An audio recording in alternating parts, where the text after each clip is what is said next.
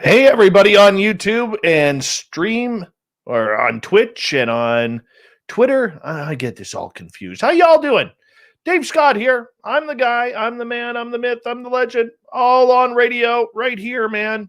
Right here, right now. We're just waiting for Geraldine to join us here. She should be here momentarily as we start to get ready for tonight's show. I hope you all had a wonderful day. And we're going to have a lot of fun tonight. Let's start the roll call while we wait for Geraldine. Mike L. in the gold medal position. We have Race Fan taking home silver. Andrew in the bronze. There she is. There she is. The lovely and talented Geraldine Orozco. Look how gorgeous she is, everyone. Look how gorgeous she is. Hey, Dave. How are you? Good. I'm just in the middle of roll call here. Do you want to join us? Absolutely. All right. We have the gorgeous Emily Bigelow, otherwise known as Alaska's greatest athlete. Now, yesterday I said she took home the bronze. She actually took home silver. I screwed that one up. So congratulations on your silver medal yesterday, Emily. And let's see. Andrew took home the bronze tonight, by the way. And Kings of Kvist, nice to see you, my friend. Thanks for coming on in. All the way from Australia, the lovely Ange. John Janik, welcome. Or are you Jan Yannick? Are we on soft J's or hard J's? Please let us know. We need that confirmation. By the way, Jan Yannick will be signing autographs after the show. Line up to the studio in the right, if you don't mind. Uncle Dale and his power stash are here, which means you can rub his mustache for good luck for the next 2 days. Gorgeous Kira, how are you? Good to have you here. Chris Reap. The lovely and talented Helena is back. Cable Guy Matt's here. Remember, you can get your free piece of coaxial cable autographed by Cable Guy Matt. Limit 1 per household every time you order a t-shirt. Joshua, good to see you. Spookles the awesome cat. Today is her 1-year anniversary of doing our social media on Spaced Out Radio. And I'll tell you, she is immaculate. She is professional. She is absolutely amazing. I would be totally lost without her. Spookles, thank you so much for everything you do. I absolutely love you. And you are just phenomenal for what you do for this show. So make sure you give her a big compliment because she takes care of all the social media on Twitter and on Instagram, and I love her for it. I really, really do. All right, Eric Files, how you doing? Typical Watch, Beef Stew, Worsley. Hold on, I got to take my horse pill. Thank you. Hold on.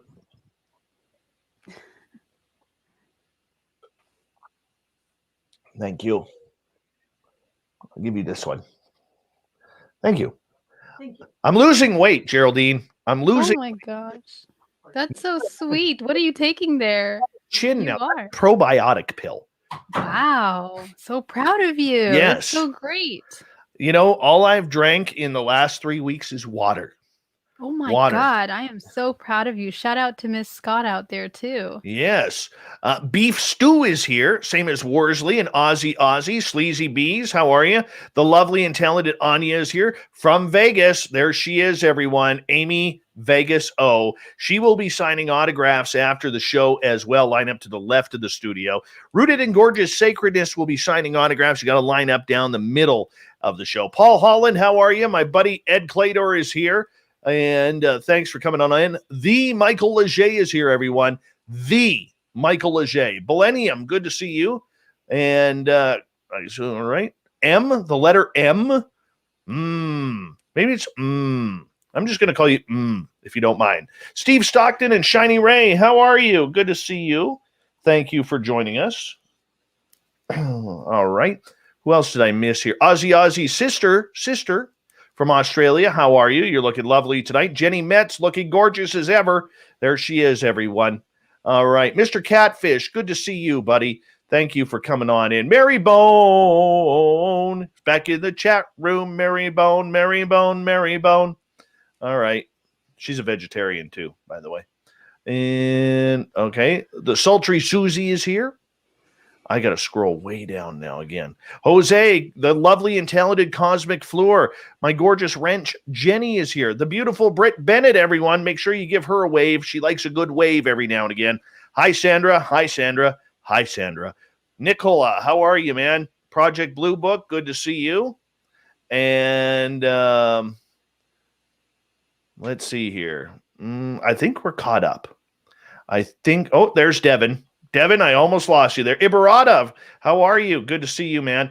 The lovely and talented Cindy G is here, everyone. She likes a good wave, so make sure you wave to her. Detroit Tay on Twitter and Periscope, thank you for tuning us in. We're going to get going here in about 10 seconds, everyone. Hi, Richard Elmore and Stargate Traveler, welcome. Remember, this is a good way to start the show by hitting that subscribe button, ringing that bell, and the super chat is open.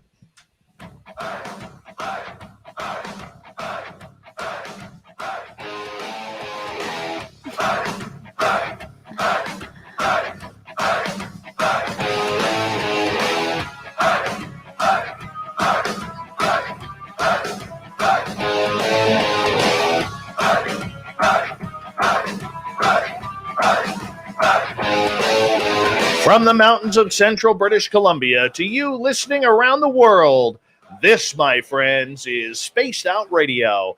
I am your host, Dave Scott, sitting in the captain's chair of SOR headquarters. We welcome you to tonight's show on our terrestrial affiliates around North America, digitally on TalkStream Live, Revolution Radio, and KPNL. All of our archives are free by going to youtube.com/Spaced Out Radio. Just do old Davey the favor, hit that subscribe button. You can follow us on Twitter at Spaced Out Radio and on Instagram at Spaced Out Radio Show. Our website is spacedoutradio.com, where we have a plethora of features for you, including rocking out to Bumblefoot and reading up on Captain Shirk's SOR Newswire. Tonight's show is brought to you by Chive Charities. Help make the world 10% happier by visiting Chive Charities today. You can find them on our website. Oh, it is that time of the month once again where Geraldine Orozco is here for the spiritual you. Geraldine from BayAreaMeditation.com and GeraldineOrozco.com researches the role of DNA as the currency of the past, present, and future, with consciousness as a catalyst. A life-changing contact experience in 2013 really changed her entire life's goals. Regressions uncovered a lifelong history of abduction and participation in the human hybridization program. Today, she helps counsel people to heal themselves, heal what's happening to them, and to understand that there's more to life than just what we know. The lovely and talented Geraldine Orozco, it is always a pleasure to have you on Spaced Out Radio. How are you, my friend?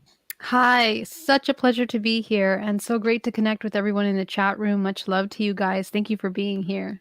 And this is the first time we actually are doing this on camera for our YouTube channel. Yeah, that's so much fun. I love it. I don't know why we didn't do this before. It's so great to put a face to a name and connect with you guys. I know. I mean, this is literally like the first time we've seen each other since San Francisco last year. So yeah, that's right. Your hair is looking fantastic. I cannot compete with that. You too. You're looking sharp today. Well, that's because I'm losing weight. I'm literally, for the last 3 weeks, my breakfast has been a blueberry shake. Wow. Protein shake. Yeah. And then I'm eating healthy during the day. I've stayed away from junk food. And in fact, my boss at my daytime job, he's been snacking. And I've had to actually, crack down on him. He was always the one pointing his finger at me. And I'm like, now, oh, no. You can't be eating that candies there, boss. Can't be doing that. Yes. That is amazing. The tables are turning. I can't wait to see how healthy and vibrant, and it's going to be amazing, Dave. I'm so excited for you. Well, you know what? I'm working hard at it, and I'm taking everything in stride. I haven't started my workouts yet because I didn't realize how bad I'd got myself out of shape. I really hadn't. So now it's literally about, okay, I got to take my time. All right. I'm a fat guy. No, literally, I am. I'm obese. I'm man enough to admit that, but I'm doing something about it. And you know what? In 3 weeks, I have a chin. I have a chin again. I know. And my clothing is no longer touching my belly.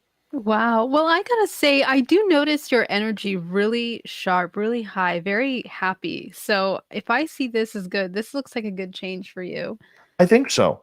And you know what? I'm enjoying what I'm eating too. That's amazing. Yeah.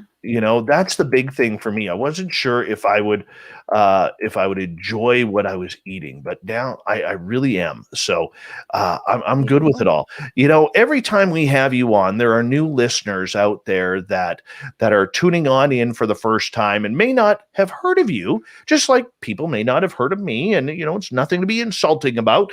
But for you, this is a journey that is coming up 8 years for you, where you had your first experience and that you recalled, and it really changed your entire definition. So as a reminder for people who may be new to you and those who may be a little bit unfamiliar, how did your journey begin?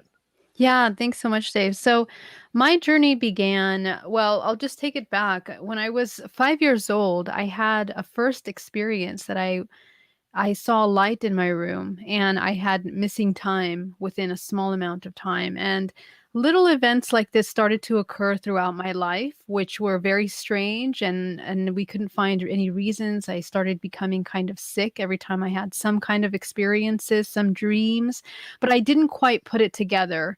And it wasn't until I started to get into meditation, I started to meditate and I founded Bay Area Meditation, which is a corporate meditation company here in San Francisco Bay Area. And I started to really see the results of meditation in my everyday life. I started to become more successful, emotionally balanced. I began to really notice that it was affecting all areas of my life. And I wanted to share that with the world. So I kind of got into that.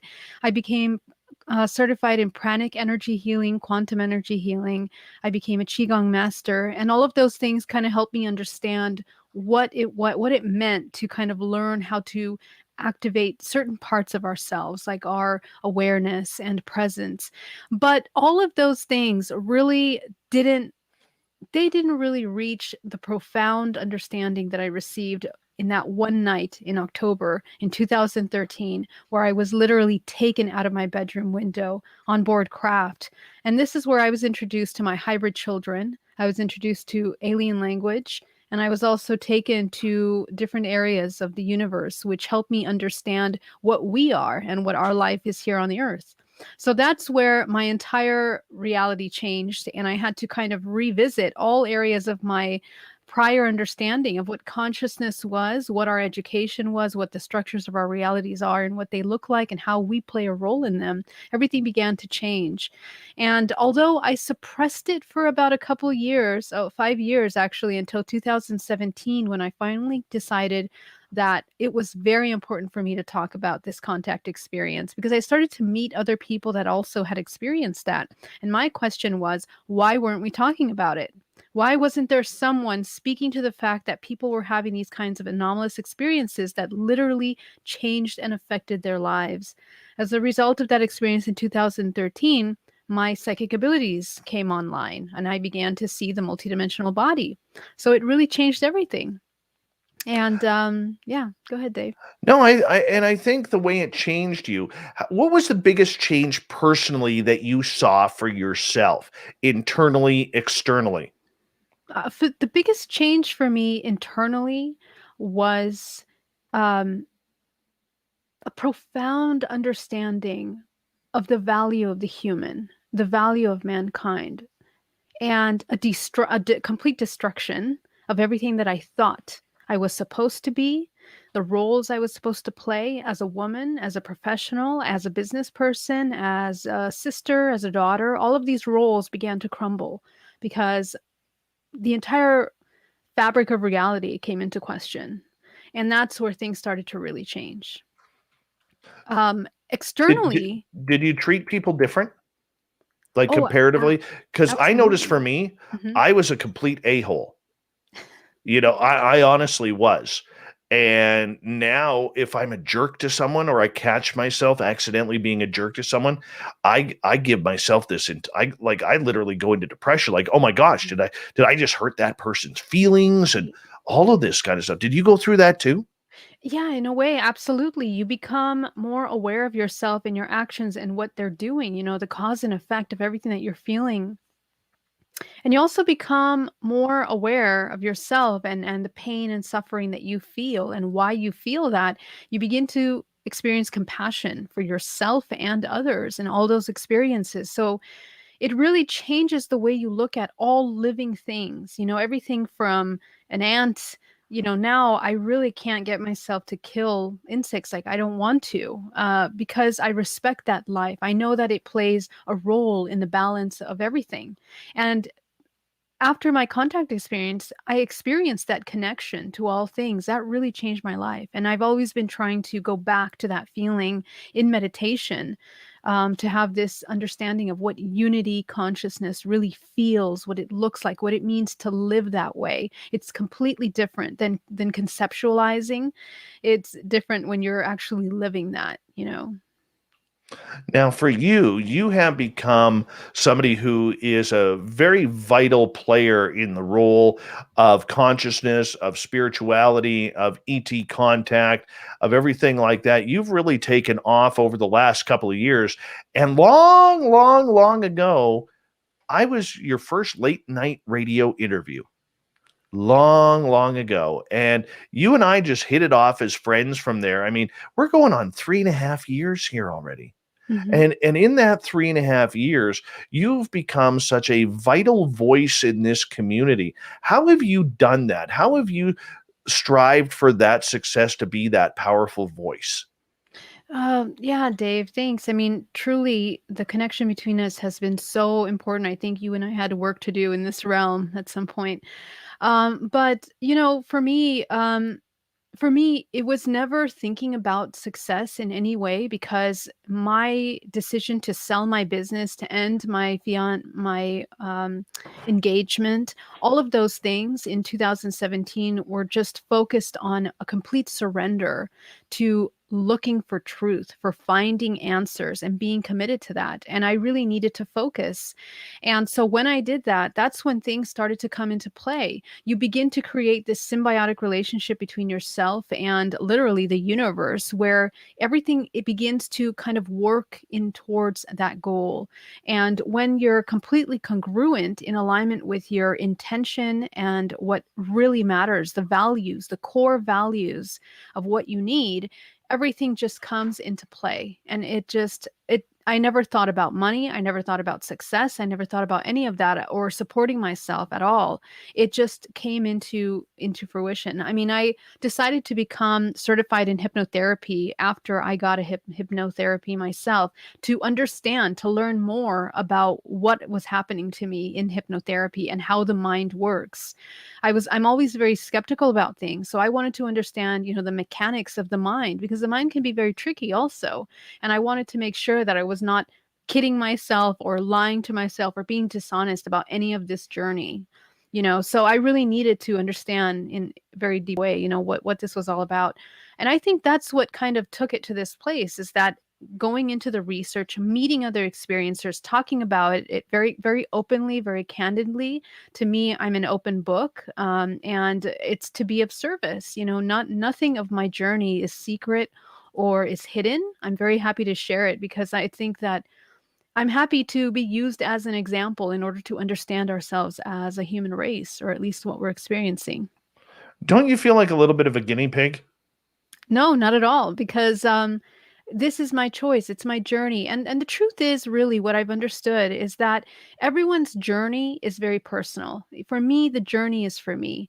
I share it with other people in order to provide a safe space for other people to share their experiences. And to me, that's the most important. It's cathartic and it's healing, and it helps people integrate when they can feel permission to speak about their story. A lot of people, they've been holding that for years. I mean, 10, 20 years. I held it for 5 years without telling a single person. Well, three people, my parents and my partner at the time. But that was hard. It was hard. It was like living a double life. And I would never wish that on anyone. I would never want someone to live a double life. So if I can provide a safe place like the support group to share, I think it's worth everything. I'm happy to do it. Out of all the experiences that you have, I know you're very proud of each and every one of them because they have formed who you are as a person and as a leader in this field. Do you regret having any of them? Do you regret that you've gone through the hybridization program or something along those lines? Not at all. As a matter of fact, I think that what helped me come into this information was my spiritual foundation. I think that the work that I did throughout the past 15 years in order to deprogram matrix programming or limiting beliefs or fear based programs really allowed me to create a solid foundation where when I come into a state of neutrality, I'm now friends with the unknown. And so when I had my first hypnotherapy and my second hypnotherapy, I mean, I experienced an existential crisis that I had to process really quickly because I was uncovering more and more of an understanding of our historic timeline, of our evolution as a human race. I mean, we were really looking at understanding what it meant to be a hybrid ourselves as humans. What does it mean that we are descendant from a draconian race? I really had to understand a new reality. So, what took for me the process was understanding how we become creators. And all of the experience that I had, even the negative experiences with military abductions, were all a part of cause and effect. If I had not gone through those experiences, I would not be able to help people going through them. And I would not be able to speak to that because, what are you going to talk about? You have to be able to experience full the whole experience, and I think that all of them play a role. They're interconnected with one another. In addition to that, the law of attraction or the law of creation is everything that is in our subconscious mind is projecting into our reality. So for me, those experiences were key to help me reach a level of understanding of myself, my own darkness as well. So I needed that. I really needed that, and I'm very blessed to have experienced everything I have. Since you've been in the community and you've basically focused on the spiritual side and the connection side to the extraterrestrials, have you been paying attention to the entire disclosure movement that's been going on right now? A little bit. Yes, a little bit. Kind of just listening and hearing what's been going on. What is I want to focus on this just for a tad because when we get into the next half hour, I kind of want to talk about, tonight about ET contact because with this whole disclosure movement that's going on, if the bubble does burst, there's about 7.8 billion people on this planet that are going to be affected by this. And people like you are going to be so needed in this field, so needed. And I really want to get into that, but for you focused on more of the connection side of everything, how do you balance the connection side with trying to stay out of the politics and the game that's being played with whether or not aliens or UFOs are real?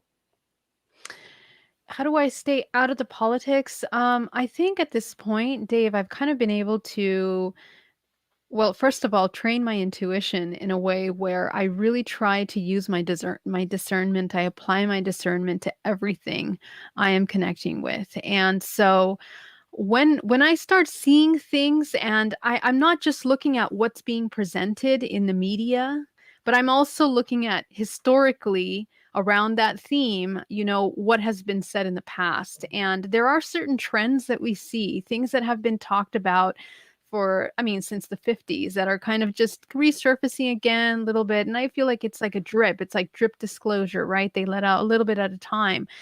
Now, just looking at all the things that are happening right now in different industries, particularly to technology industry and also in our government, trying to create a space, space army or whatever it is that they're trying to create there. In my opinion, I feel that we're going towards a disclosure of technology rather than the profound information that we probably would rather hear, would hope to hear. And so in a way, sometimes I kind of notice that a lot of these things can also be distraction, as opposed to what real disclosure, which in my opinion, we have every single day, Dave. People that are seeing things in the sky, people that are experiencing, I think we're already been experiencing the disclosure. So I kind of tend to just get away from what's in the mainstream. How do you balance that though? Because for a lot of people, even myself, I'm finding it very overwhelming right now, trying to keep up with everything, mainly because we are a little bit of a woo news outlet, But I mean, to keep on top the way everything is changing, like my head is swirling with ideas and comments and questions that I have. And, the minute you finally grasp something, boom, you're on to the next topic. How do you Mhm. stay away? I mean, I feel like honestly, what's being talked about, none of that is really new, and that's just my humble opinion. I feel like we've been hearing about this stuff for a long time. So I'm not necessarily surprised. For me, what my concern is, or what my questions would be about, is, what's the strategy? What are they planning behind that? What kind of technology is going to be put out, and who will that benefit? That's my question. What companies are benefiting from this information coming out, and who's not benefiting from it? So this is where I would like to get some answers about, to kind of learn a little bit more about what's been happening. But yeah, that's kind of how I am, though. I'm a little skeptical about all these things all the time. Mm. Now, do you have people who, like, if you're at a conference or something, do you have people who may be in the know who will come up to you and say, we need to have a talk off the record. I don't want you talking about this, away from where this conversation. But do you know about A, B, C, D? Do you ever have those conversations? Yeah, all the time. Every time we go to conferences, there's people that just come and have these amazing questions, and yeah, all the time. But anybody who might be in the know? I've had in the past, yes. What's that like for you? Now, I don't want you to disclose any information because that's private information, and I'm not gonna put Yeah. you in an uncomfortable position. But what's that like for you, somebody who's pretty level-headed, who understands the other side of ET contact, to all of a sudden have somebody, who may be in the know coming up to you and saying, "Yeah, let's have a talk, and I wanna find out what you know, and I'll combine it with what I know." How do you deal with that?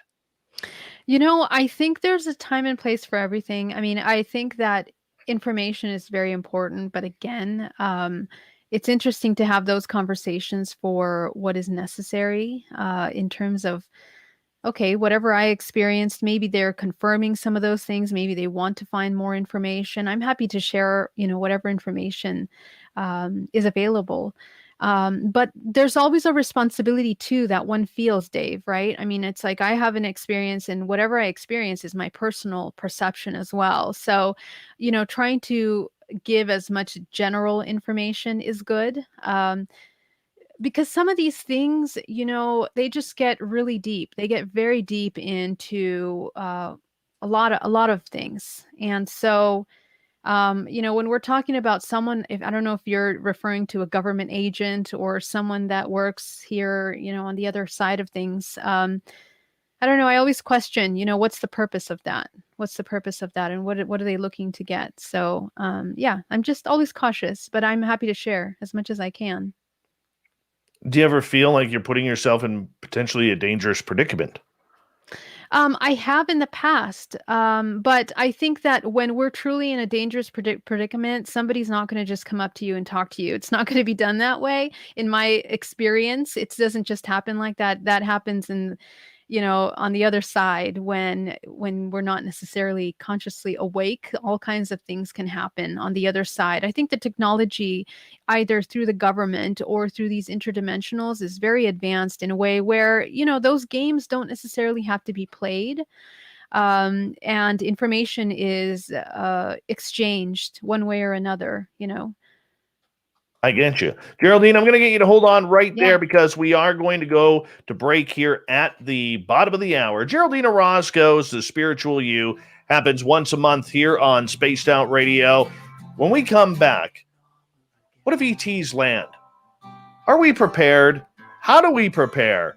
And will Geraldine wave the human flag in peace and love when the aliens arrive? Spaced Out Radio continues after this.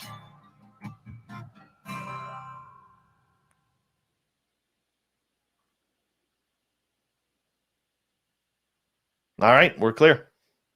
Great.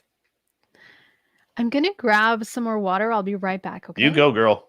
All right. You go.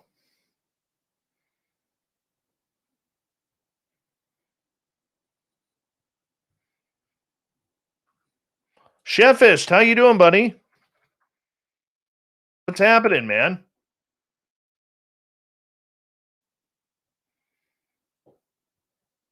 What are you apologizing for, Chefist?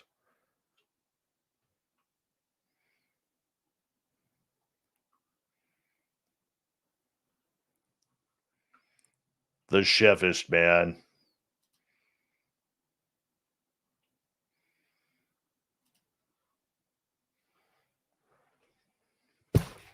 Oh, hit my microphone there.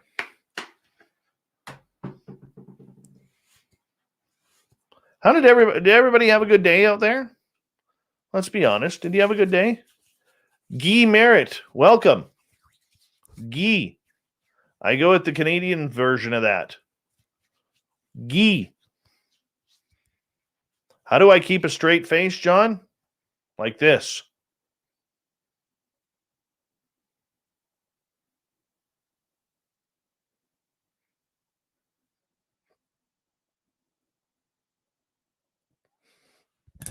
That was a good test.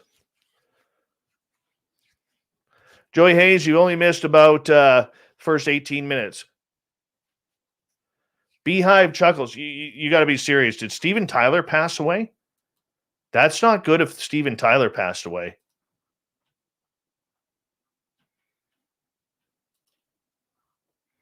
I'm checking Twitter right now.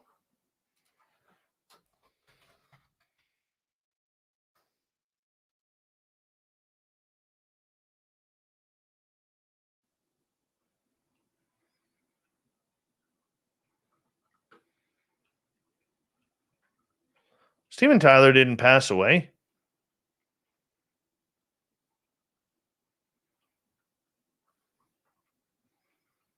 Where'd you see that?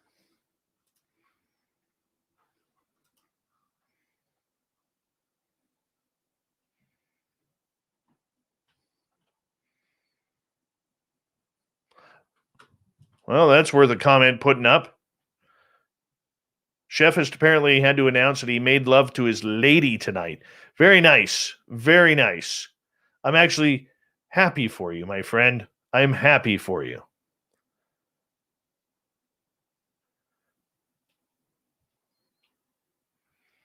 Hi, Geraldine. Hey. How are you? I'm great. How are you? Are you ready to go? I am very, very energized tonight. Very nice. Last night I was so tired and sore. Yeah. We had a real quick weather change yesterday, and it got really humid here. Really? Wow. And no more snow, huh? No. Actually, it snowed on the weekend. May 1st. May 1st, it snowed on the weekend. Oh my God, you guys still have snow out there, but now it's humid? Yeah, and so yesterday my entire body was aching. I was in serious pain and I was cranky yesterday. Wow. Well, I'm glad you're better today. Yeah. You're not cranky for our show today. No.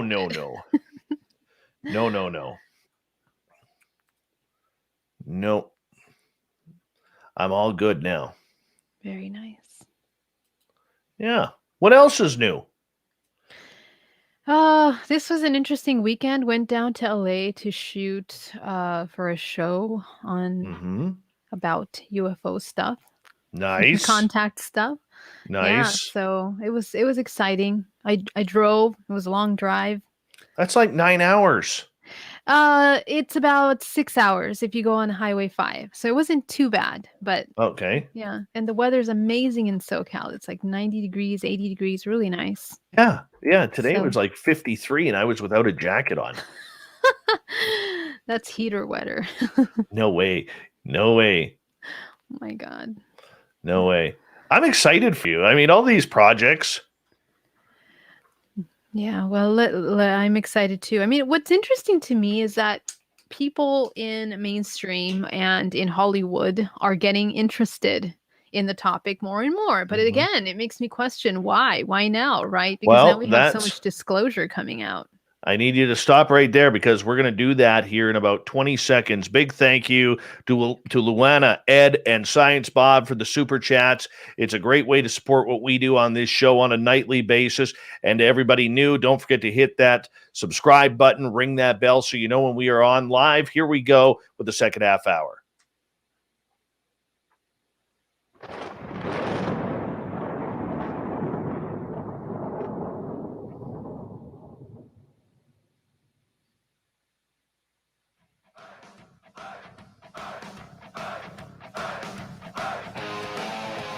Second half hour of Spaced Out Radio is now underway. My name is Dave Scott. Thank you so much for taking the time to join us. We really do appreciate earning your listening ears.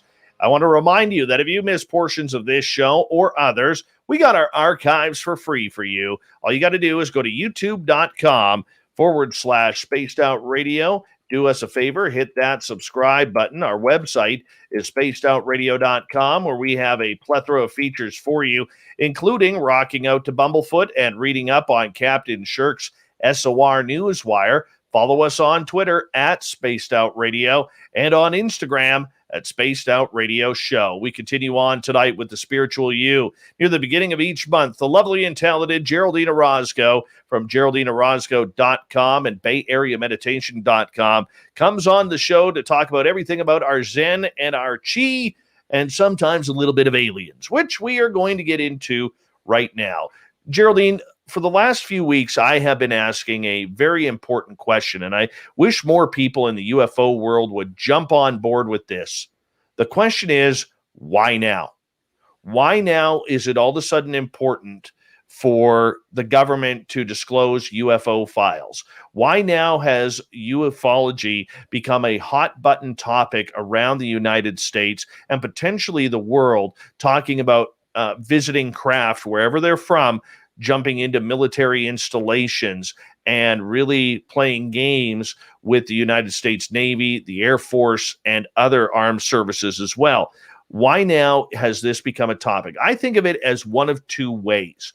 Number one, you could go the Dr. Stephen Greer route, which I do not believe, that it's all about fear-mongering, scare tactic, and a false flag alien invasion.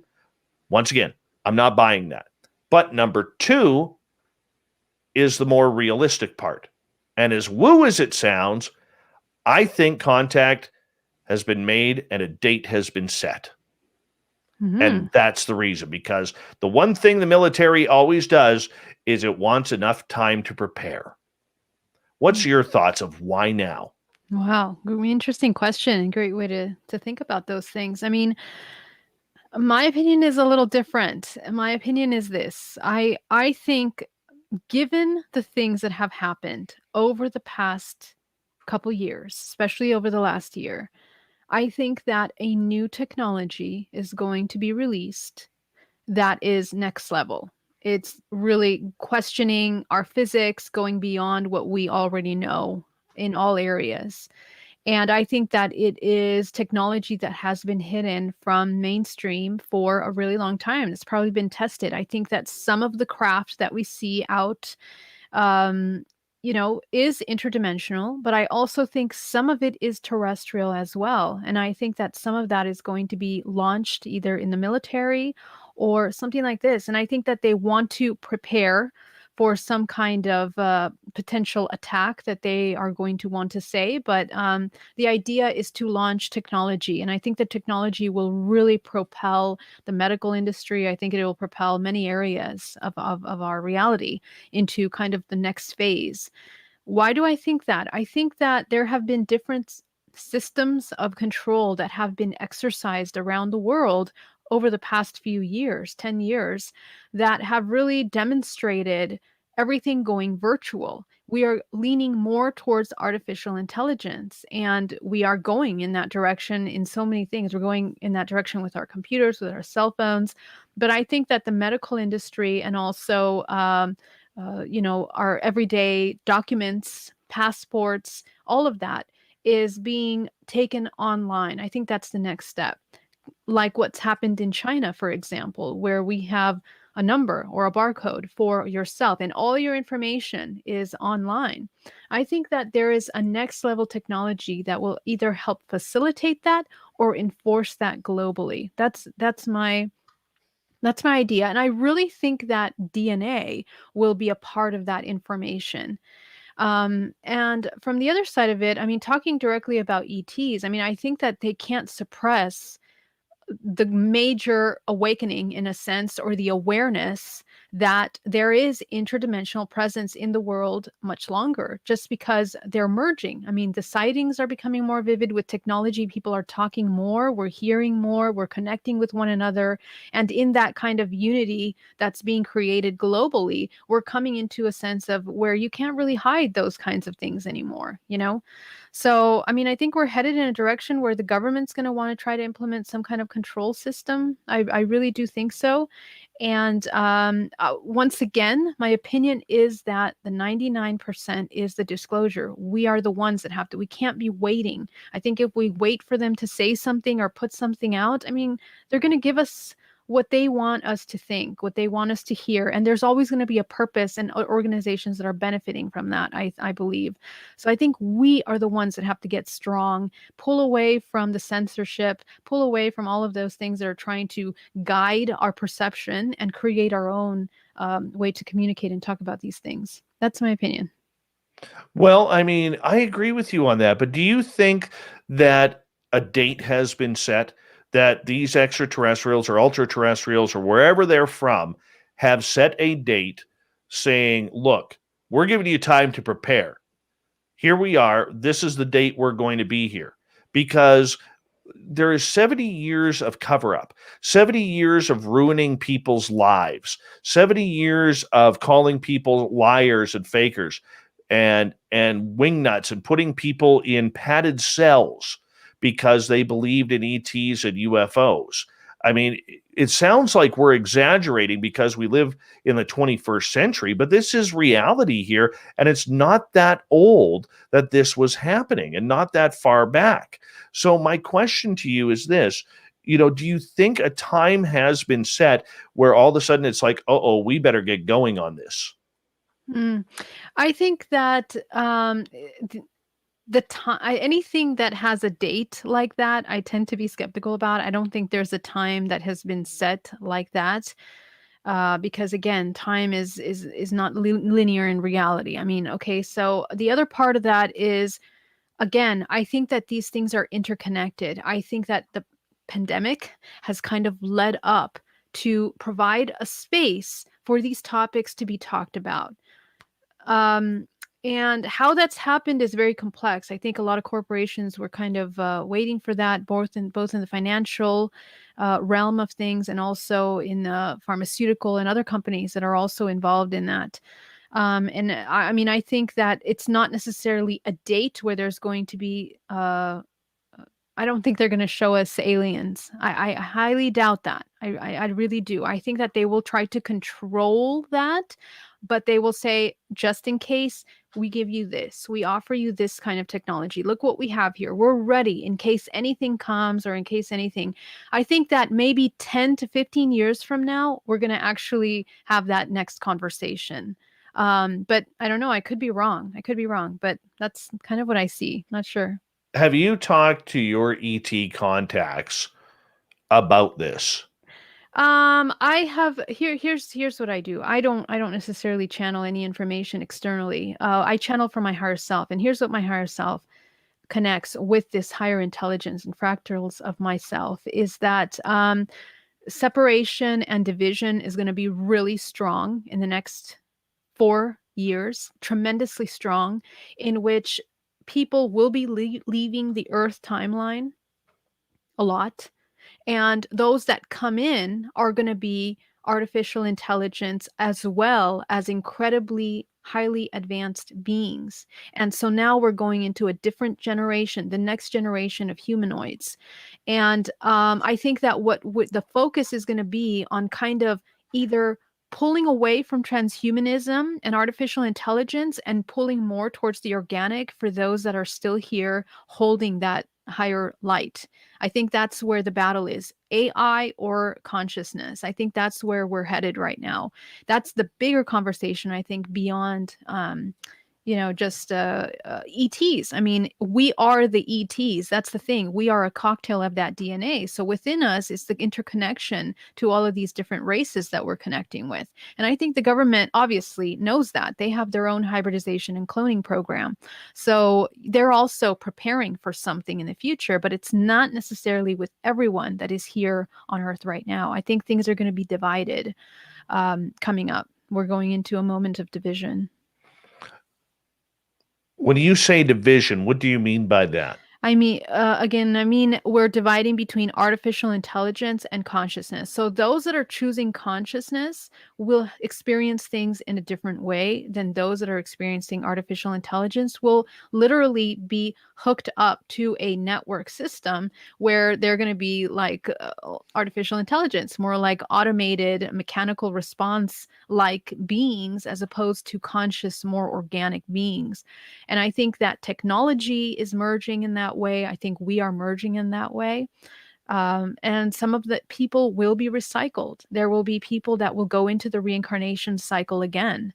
And I think that that's the purpose of a lot of the things that have been happening over the past couple of years, especially over the past year. Okay. So you think there's a big game being played right now between the government, the disclosure movement, and the public? In a way, I think that there is a purpose behind it. I don't think that it's just an innocent, oh, let's just give them some information now after so many years, after, again, like you just said, so many things, so many people. I mean, how many lives were cost and people went crazy because they couldn't talk about what they were talking about. That was suppressed for a reason. Technology wasn't ready. They needed to prepare the technology that's out today, which of course is archaic. And now we're getting ready to hyper jump into the next level of our civilization. I think that's what's been happening. Okay. So if we think that there is potentially contact down the road, I want to bring in an example here. Earlier today, I was talking to a gentleman that I work with during my daytime job, and he is very Christian, like extreme Christian. And he was asking me what's new, and I said, "Oh, I'm following all the UFO news." And he's like, "Oh, yeah, the day of reckoning's coming, isn't it? You know, the demons are coming." And it made me think, and I said to him point blank, I said, "You're a believer in God. I'm a believer in God." I said, "You go to church, I don't," and whatever, opening spiel that I gave. And I said, "Science has proven that the universe is infinite. We don't know where the beginning is, we don't know where the end is." I said, "So how can you say it's demons if we don't know how old everything is and we don't know if we're God's only creation?" And he's like, "I never thought about it that way." So, well, something to think about. But the point that I'm getting at by bringing that up is over half this population on this planet, whether we like it or not, is still very, very religious to one deity or another, whether it's God, whether it's Vishnu, whether it's Buddha, whether it's or Allah or Muhammad or whomever you want to pray to. So, with more than half of this world's population still believing in a higher entity or creator, how can we convince those people that when or if the extraterrestrials come from the sky or wherever they're coming from, that they may not be demons? Because those people are ready for rapture. That's what they've talked about their entire life. Hmm. Yeah, that's an interesting concept, and that's exactly why I think that it won't be disclosed in the manner where, oh, these are aliens. There are aliens. They look like this. There's reptilians. There's going to be a contact. I don't, and I think that interdimensional beings will be disguised as artificial intelligence. I think they're going to say, here's a robot. We can utilize this robot for this, and that will make sure that all the people that are still believing in these religious, ideas that have been for centuries are somewhat protected by that. I don't feel that it's gonna, because it really, it would cause chaos. I mean, even though there's little drip disclosures, even from the Vatican, about interdimensional contact and ETs, right? There's been little drip disclosures, and there are people within those religions, sects, that do discuss the extraterrestrial, existence. So, but is the world ready for that? I mean, what's interesting is that over the past few years, people have been kind of pulling away from religion little by little. I do think that more people are questioning those things more and more. I think technology plays a role in that. So, this is why I think that we're still at the very beginning of a major transformation that will still take a couple years. There's many things that have to readjust in order for that kind of disclosure to come out. That's what I think. Is the world ready? Well, I think the question is, are we ready? Are we ready? Because if we're having contact and we're still afraid of talking about it with our friends and family, then we're not ready. I mean, we look at the reactions. I sometimes see these videos of UFOs and people go nuts. Right? They're like, oh my God, let's go grab a gun. So, for example, there's some processes that have to happen. We need to understand. The problem is that we're uneducated. We don't understand, first of all, the technology. We don't question consciousness. All of these things we have to learn. We have to learn about so that we can understand what the ET phenomena is. What is consciousness? What does it manifest like? And what will happen is that a lot more people will begin to recognize that they're already having contact. They've already been having these experiences. I think thousands, potentially millions of people are experiencing but don't realize it. Do you know how many emails I get a week of women that say, "You know what? I didn't realize that I was going through this, but when I hear your story, I'm all of those things happen to me." And I didn't link them with ETs or anything like that, and it's very specific things. Men and women are doing that. So I think it's just a matter of education, Dave. And thanks to shows like yours and the work that you do in the world, you can put some of this information out and people begin to at least question what's happening. That's the important thing. See, I'm an experiencer. As you know, you and I have had some pretty in depth conversations about that. You're an experiencer. And I can look at it and say, look, with everything that I've seen up close and personal to from afar, I don't even know if I'm ready. Mm. I mean, there's a huge reality to this entire phenomena that we may not be ready for. And we have to be prepared for it. And it could be one of those things where, the saying is going to be sucks to be you because you have no choice. You're getting on this ride. You know what Mhm. I'm saying? And Yep. that's what's scary to me and a lot of people. Like the other day, I was thinking about, geez, how is my son going to react when in potentially 30 years there's going to be little extraterrestrial type people walking around this planet with him? That Mhm. was a hard reality for me. Now, I do believe there's some exciting things coming with that. I think the medical technologies, like you said, are hopefully will be phenomenal. I think, free energy, if we get the good kind to come down, not the ones that want to, annihilate us, or eat us, because, somebody thin like you is going to, be way, way off the plate. I'm going first. People like me are going first. That's why I'm trying to lose weight now, so I'm not, trying to, either way, where I'm going with that bad humor. But nonetheless, I just don't think when it comes down to it that as many people, even those who have had experiences, are ready for major contact. I really do not believe that. You know what? That is such an important point, Dave. And let me tell you why. Because this is where we start talking about the other side of this, right? Let's talk about the spiritual side. Why is there a connection between ET contact and spirituality? Because in order to experience ET contact, you have to activate parts of yourself, activate DNA, use your intuition, because we're using senses that are not just the five senses. We're using extra senses in order to connect with interdimensionals. So this is where these two worlds mesh. And so the thing is that the more that we do spiritual work, the more that we begin to create a strong foundation of values and understanding of what we are, and begin to come into that 0 point, understand the laws of creation of the human, we can become friends with the unknown, and fear will be disarmed. When we become friends with the unknown, fear becomes disarmed. And no, we're no longer puppets of fear, whatever it is, whether it's political agendas, whether it's these major things happen in health problems with the physical body, or we're talking about ETs.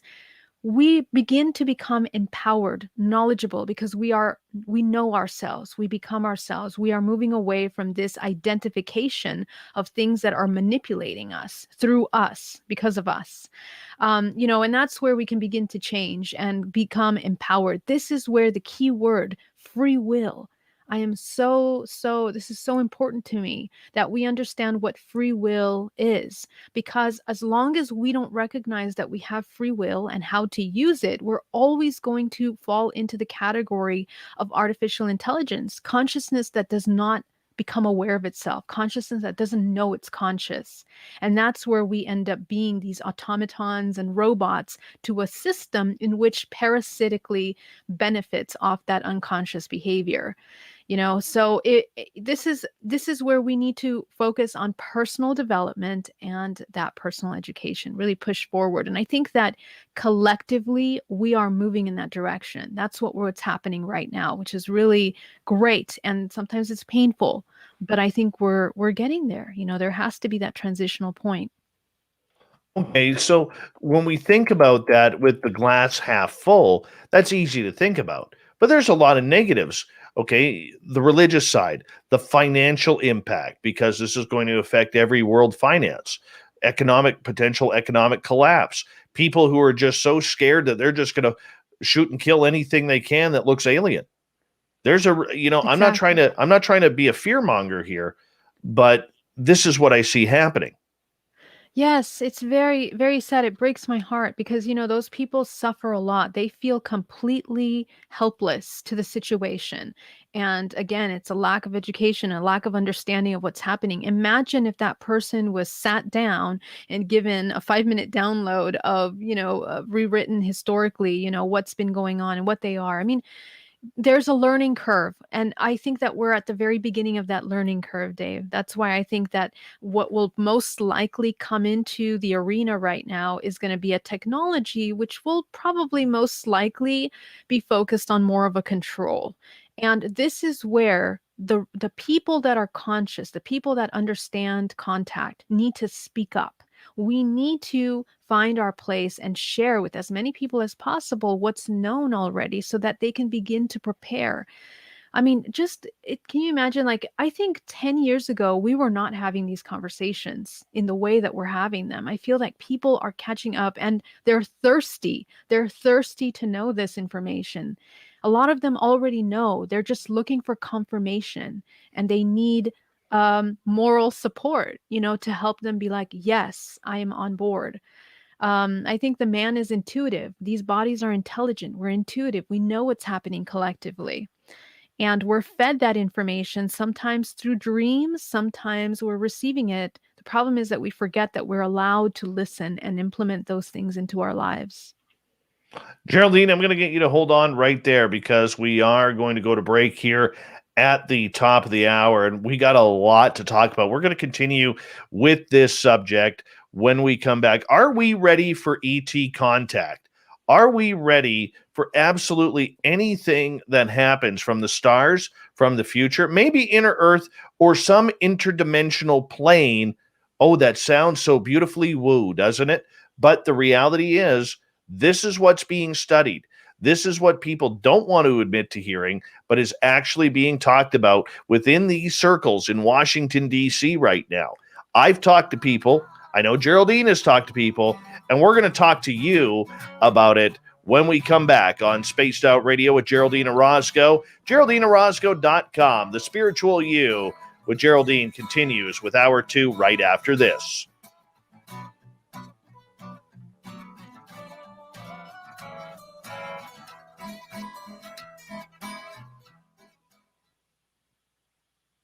All right, we're clear. We got about 6 minutes. I'm just going to step away for a minute. Okay, I'll be right back. All right. Let me just go like this. All right, be right back, guys.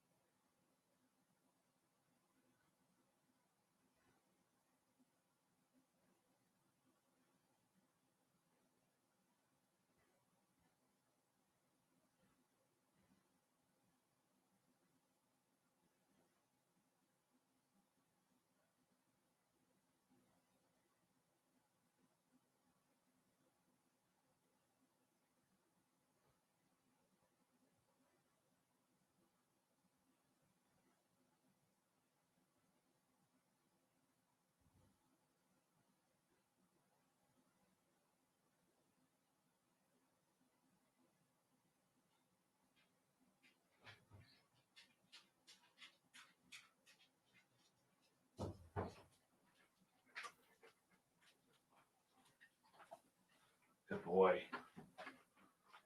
Good boy, Doug Stevenson. Come here. So everyone can see you. Come here. Come here. Come here. Come on. Oh, come here. Oh. See? Doug Stevenson, everybody. Doug Stevenson.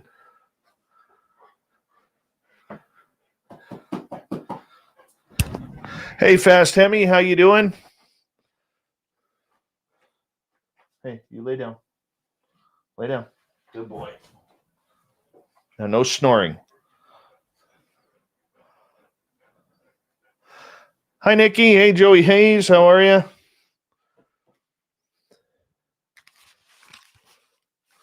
All right.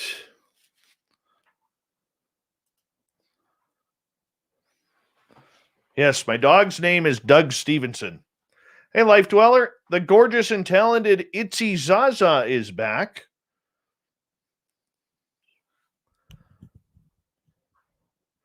You know, you got some fans here, Doug.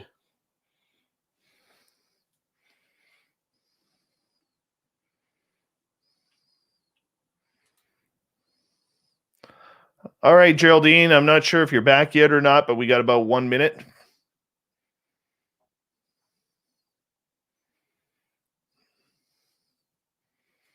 You need to turn your mic on. Mm-hmm. I am There back. you are. Yeah. My dog is in here now. Oh my gosh. Cute. Yeah. Yeah. Yeah, he was a bad boy earlier. What did he do? Jumped up on the counter and ate my lunch for tomorrow. My barbecued Oh my chicken. God.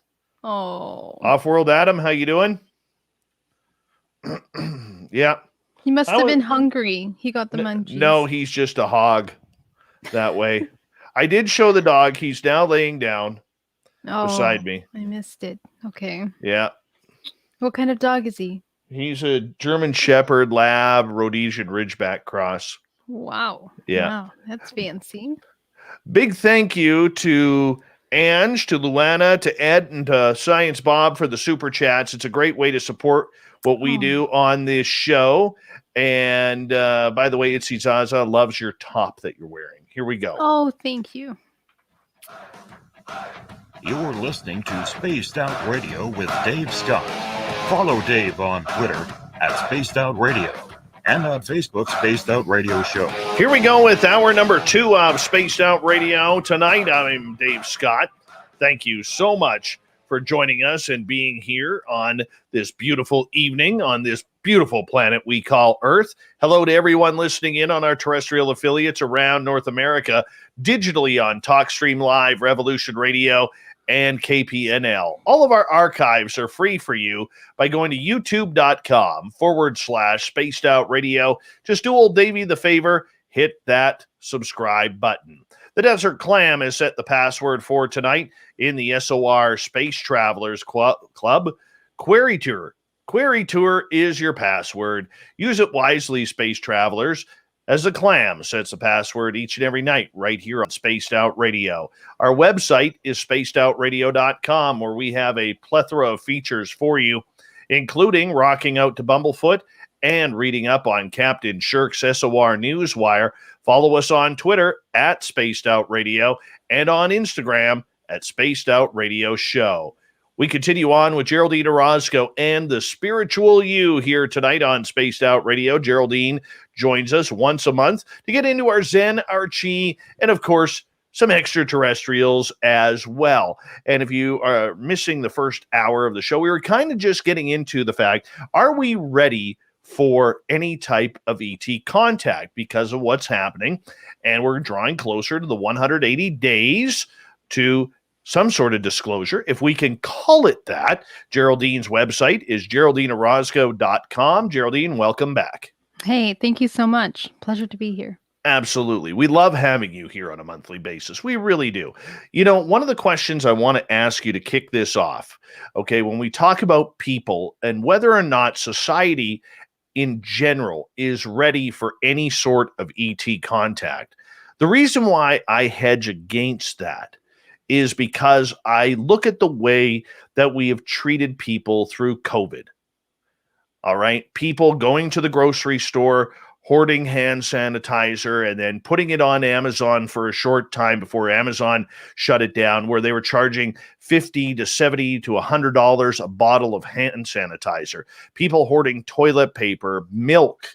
You know, you'd go to the grocery store, somebody would have 8 jugs of milk. In the meantime, a mom with a little baby can't get a jug of milk. You know, I think with this entire pandemic, we have seen some of the best, yet some of the worst that humanity can offer in what's supposed to be a civilized society here in North America and in Western Europe as well. This is where I get my fear of whether or not we are actually ready for any sort of contact. Because next to Jesus Christ himself coming down from the heavens, ET contact and whether or not we are alone is really the second biggest story in humankind's history. Hmm. Yeah, that's absolutely right. I mean, it's all about looking to see how people react when their, safety net is pulled away from them. I think in a sense, it's almost like an exercise. It's the world's largest exercise to see how we deal and how we cope with something like this. And it really says something to where we're at. I think a lot of ugly things were shown in broad daylight, looking at how people respond, the kinds of things that they focus on. I don't know. It's been painful to watch as well. And just looking at the things that also come in from mainstream media in order to cause distraction to other things that are happening in the world, also. I mean, most of the focus, as you saw, was in putting out information, numbers, sometimes inaccurate information about things. And that's a really irresponsible thing that was done even from the media side of it. So everyone was just out of line here. Meanwhile, so many things are happening in the world around us that we are not even looking at. It's like our attention is on the wrong things every time. And I think that happens because, again, the human is not in touch with themselves, isn't grounded, isn't clear about the priorities, which is collective well-being, not just individual egoic reactions, based on instinct, that are not conscious of how they're going to affect one another. I think that this is a good time to really take a look at how we can look at the collective well-being of the human race, as opposed to just individual benefiting from one thing or another. Well, that's absolutely awesome. And I understand that. But humans, we know fear. In a military industrial complex that we live in, there's always fear. How do we get over that fear of the unknown when, you know, like with COVID, we haven't treated each other very, very well. We have people ratting each other out. We have people brawling over masks. We have people who are avoiding any type of confrontation. We have the denialists. We have those who are overly paranoid with anything. And the minute you say hello to them, they jump 4 steps back. I personally had that happen.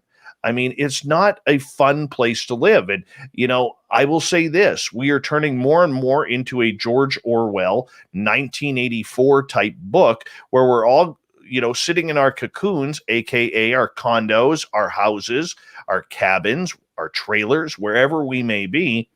And I can tell you, it's scary. It's scary to think that we are that close to almost imploding on each other. Hmm. It's right. I mean, but if you look at 1984, I mean, what was happening? I mean, the people went along with what was being said. They didn't, look to think and discern where they were going to be putting their mind, their time, and their energy into. I think that we need to practice discernment at every step of the way, not get pulled into the things that are happening. This is why I'm very cautious about everything that comes out into mainstream, including disclosure. It's what I've been seeing is one distraction after the next. What can we do next to polarize people as much as possible, to create more distractions, more separation? Separation is the definition of fear. When we're separate from ourselves, when we don't want to see our darkness, whatever is happening inside of us is expressed outside. The entire world is a reflection of what is occurring inside. All of those wars, all of the battles that are happening internally are expressed externally. We live in a multiverse that is a fractal infinitely of one another. And it's down to the cellular molecular level of your body up to the largest expression of this multiverse. We're experiencing this kind of uprising and seeing of all the dark shadows that we've been hiding away. I mean, look at all the things that have come out with the Me Too movement, with all of these movements that have been kind of coming up, right? Talking about race, talking about gender, talking about everything that causes separation has been brought to the light. And it's brought to the light for a reason, so that we can begin to look at that. And if we're smart, if we understand in moving in a direction that is more healing, we're learning from nature. Nature maintains balance with everything. It understands that every single thing, from a parasite to a flower, plays an important role in maintaining a balance to the whole. So if we start to look at the things that are happening externally in that same way, we're not going to be investing our emotions and getting identified with these kinds of pools left and right. We're going to be really grounded and centered, and always know that the next best step is always in the direction of unity and well-being of everyone involved, not just one party, not just another party. So, this is applying to what happened with the pandemic, and it's also applying what's going to be happening in the next coming years, in order to avoid going into systems where the majority of the people are not using their discernment. They're being their fear is basically being weaponized against them. And that's where we fail. That's where we go into these, really toxic patterns of living.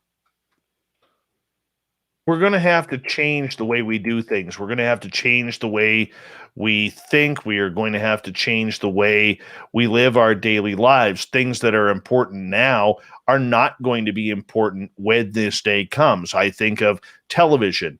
I think of sports. I think of movies and Hollywood, even Yeah. money, maybe. I don't know.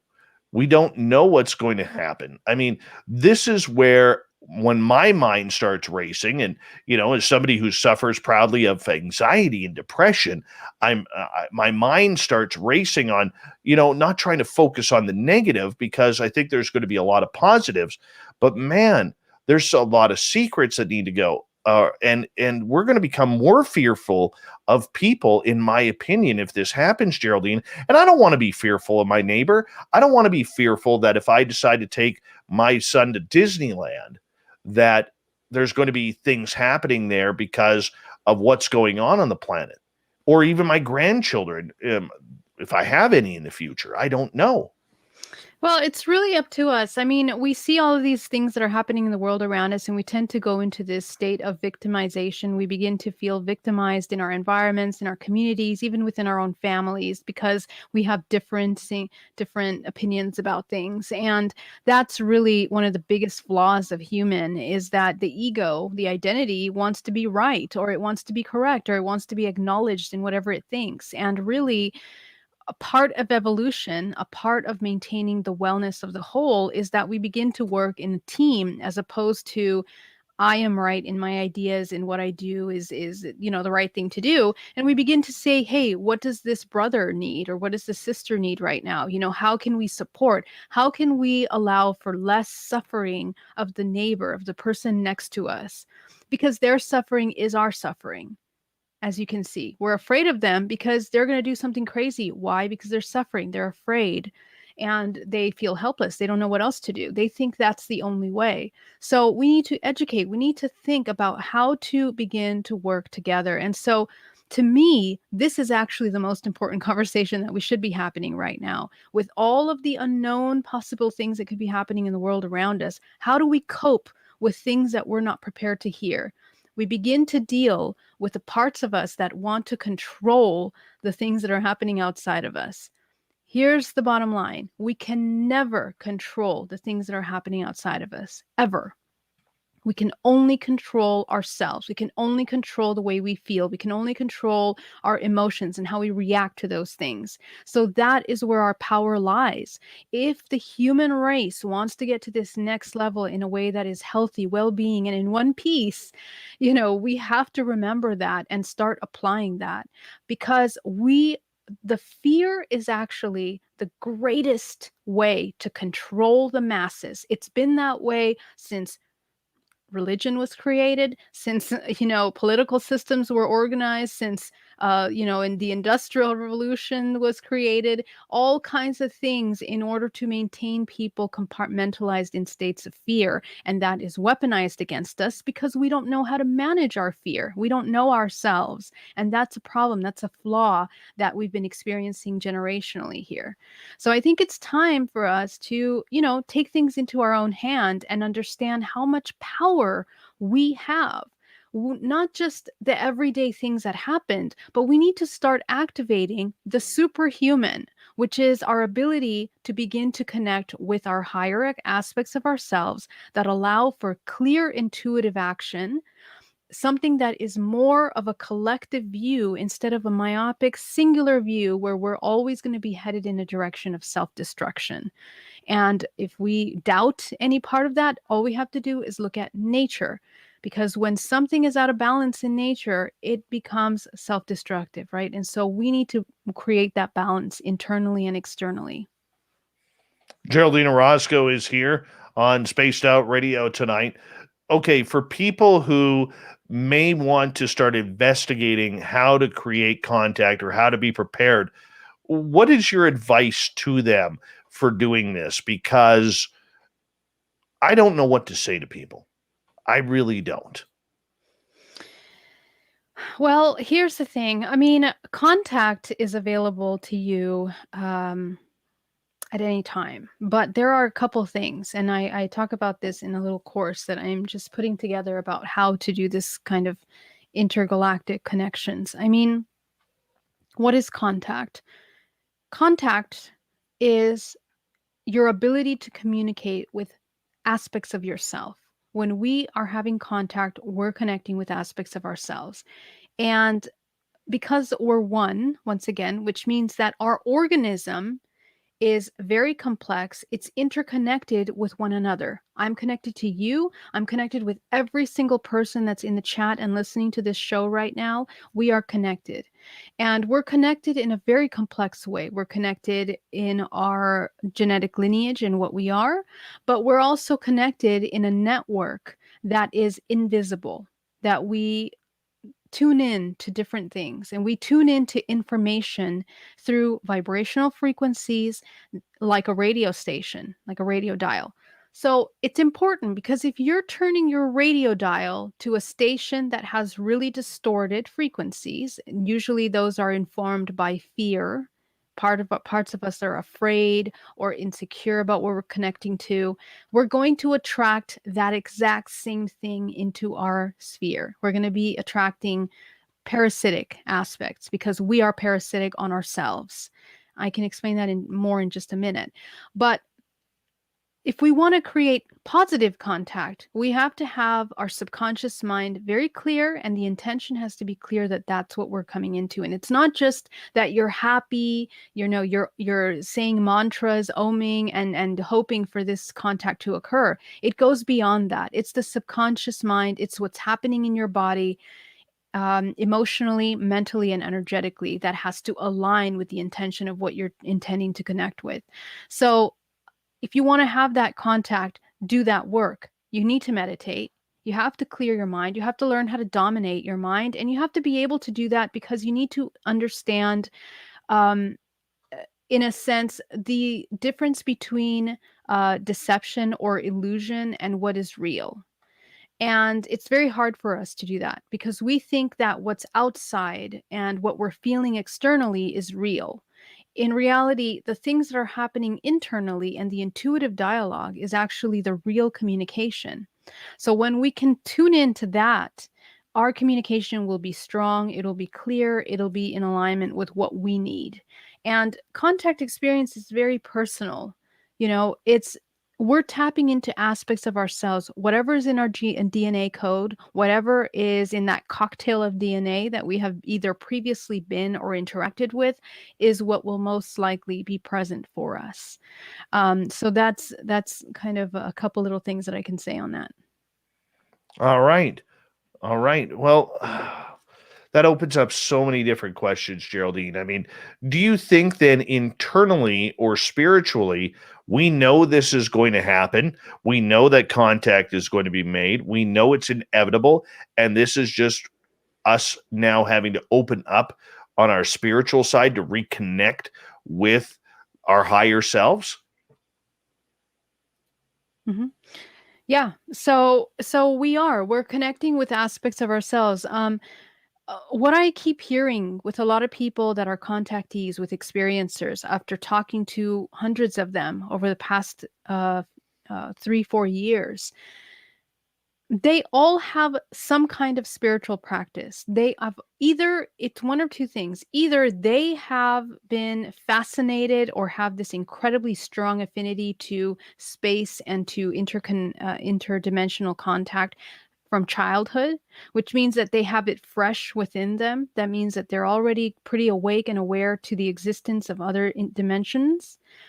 In other words, they're more than likely hybrids, or they have practiced spiritual practices that have made them more consciously aware of interdimensionalities, of their own interdimensionality of consciousness. So they open up something that makes them now available to experience this interdimensionality. Your awareness of that allows you to experience more profound experiences. I think that people that have conscious experience and remember things, I think those numbers are going up in the coming years, because we are at an evolutionary state right now where galactically we are moving through a photon belt, but also time is speeding up. The entire Earth is vibrating at a certain vibrational frequency that accelerates the ability to interconnect and to communicate and to be more available for these kinds of other frequencies, other dimensional contact. People are really tuning into lucid dreaming, astral projection, and they're having more of these out of body experiences. So I think all of these things play a role in how we experience this phenomena. We have about 2.5 minutes before we have to go to break at the bottom of the hour. Geraldine Orozco is here with the Spiritual You. Geraldine, as we start to awaken and come to the possibility that there could be extraterrestrials planning on visiting this planet, for us spiritually speaking, do we have to worry about what they are going to bring with them, whether it's new spiritual guidance, whether it's new spiritual new ageism, whether it's godly type attitudes because they are from the stars or wherever they're from? I mean, this is another one of those little snafus that we have to figure out. Yeah, you know what? That's really good that you brought that up, because I think that's already happening, Dave. I think that a lot of people are tuning into things like channeling, for example, and they are channeling all kinds of things. And I mean, we've been seeing people that even create these cult like groups with information that is being said to be channeled. um, we have to remember that when we're tapping into information, whatever it is, we're also dealing with a lot of mind control in this realm, you know. And so it's in levels. We're dealing with that in the terrestrial plane. We deal with that with government programs that are meant and designed to create mind control, but we're also experiencing that in the other inner layers of dimensional planes that are part of this earth, that tap into entities that tend to be more parasitic in the way that they are. And they will begin to give information to the host that they will then distribute out. But when you hear carefully those messages, you begin to find little things where truths are inverted, information is inverted.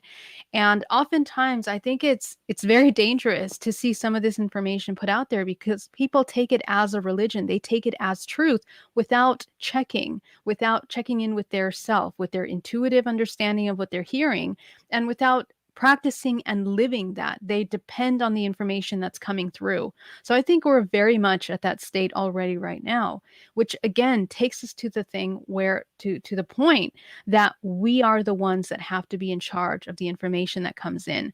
This is why I don't tend to channel information from anyone. I only channel my higher self and what comes in through me. And I highly recommend that for everyone, so that we can start to discern what's right and what's wrong. The closer you get to nature, the closer you align yourself with the natural laws of creation. And this is something that's not new. What I'm saying right now has been written in ancient literature for centuries and centuries. It's hidden knowledge, the real true wisdom. Oh, we're going out to Well, break. you know what? You can finish that thought when we get back. Geraldine Orozco's The Spiritual You continues on Spaced Out Radio. We'll also take your questions when we come back right after this break on the mighty SOR.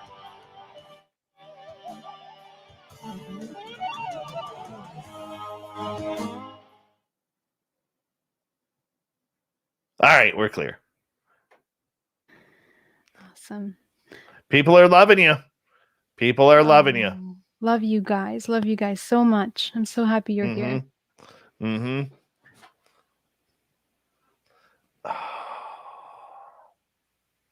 Gee whiz. I'm going to run really quickly. You go, I'll be girl. right back, okay? You go, girl. I'm going to put my hair down while you're... Okay. There we go. What do you say there, Doug? Good show?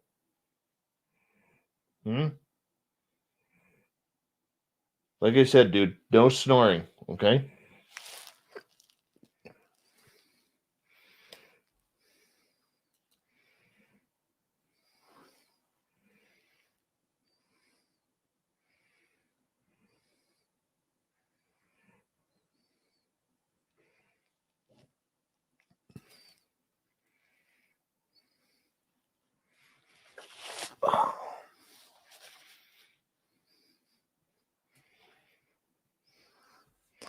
I don't have enough hair ties here, Polar Eclipse. Oh, gorgeous Jules, you stop now. You stop. You're going to make me blush. Thank you, Rocket 9. How you doing, man? Anya, thank you so much for that lovely super chat. Really do appreciate that. Your support is awesome. And a big thank you to Catfish times 3, Andrew, Ange in Australia, Luana, Ed, and Science Bob for the amazing super chats. It's a great way to support what we do on this show on a nightly basis. And we want to say thank you. Honestly, thank you so much. Appreciate that. I got my You Got Aliens t-shirt on tonight, too. Hold on. Let me pull it. Nope, wrong way. There we go. You got aliens. Wrong side. You got aliens. Yeah.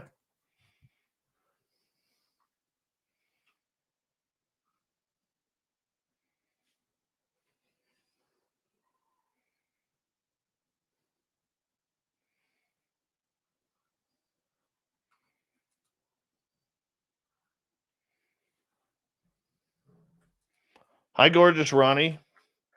Hi, Cat, the gorgeous Kit. Oh, hey, Clam.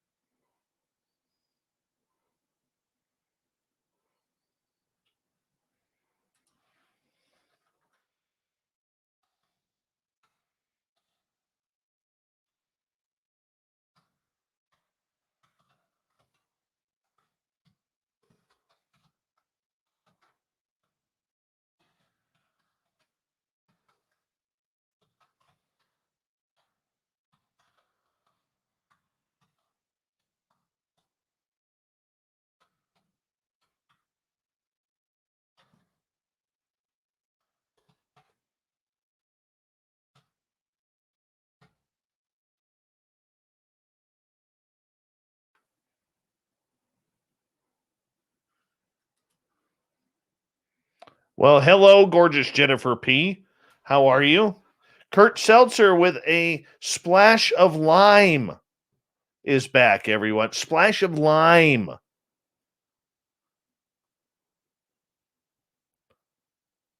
Splash of lime, Geraldine. Your hair looks immaculate tonight. Oh yeah, that's Yeah. good. I'm not even sure Let I me put brushed it. mine down so that way, we can compare here. Oh yeah, let's compare. It's getting longer. It's getting longer. Your hair grows like, I mean, it's unbelievable. I wish my hair grew as fast as yours I did. just got a haircut too. Oh my gosh, this man. I did. You're a hair growing machine. Mm-hmm. That's great. Are you gonna cut it again? No, I'm gonna keep it this length. I'm gonna grow it down to about here. Nice. I'm not gonna grow it as long as I had it last time yet. Mm-hmm. Mm-hmm. But Nice. Geraldine actually got to touch the hair last time. The magical hair she did in San Francisco. Hold on, we have like 9 seconds here.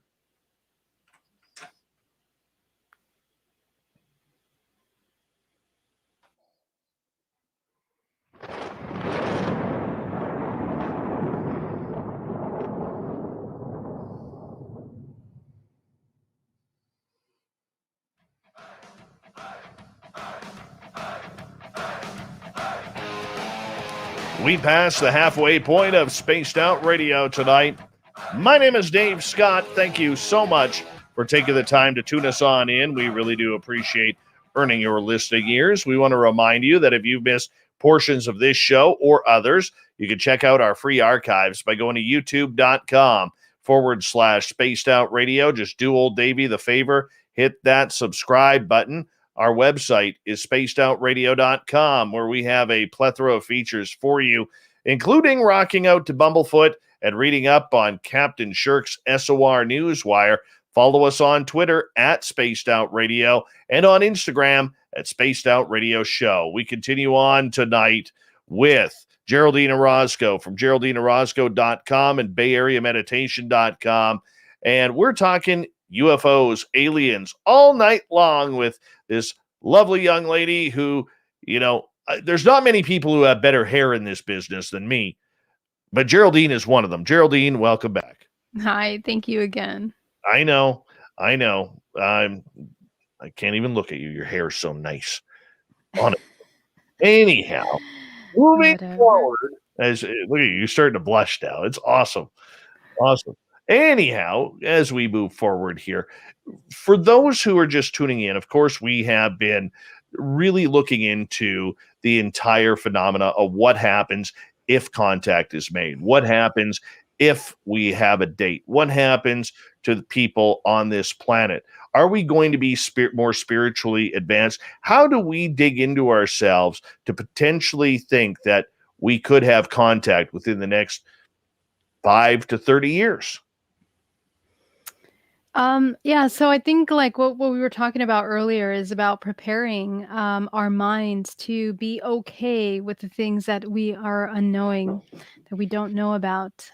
So I don't know. I'm excited to see how society takes it, how society takes it. I think that we can prepare by once again doing that inner work that needs to be done.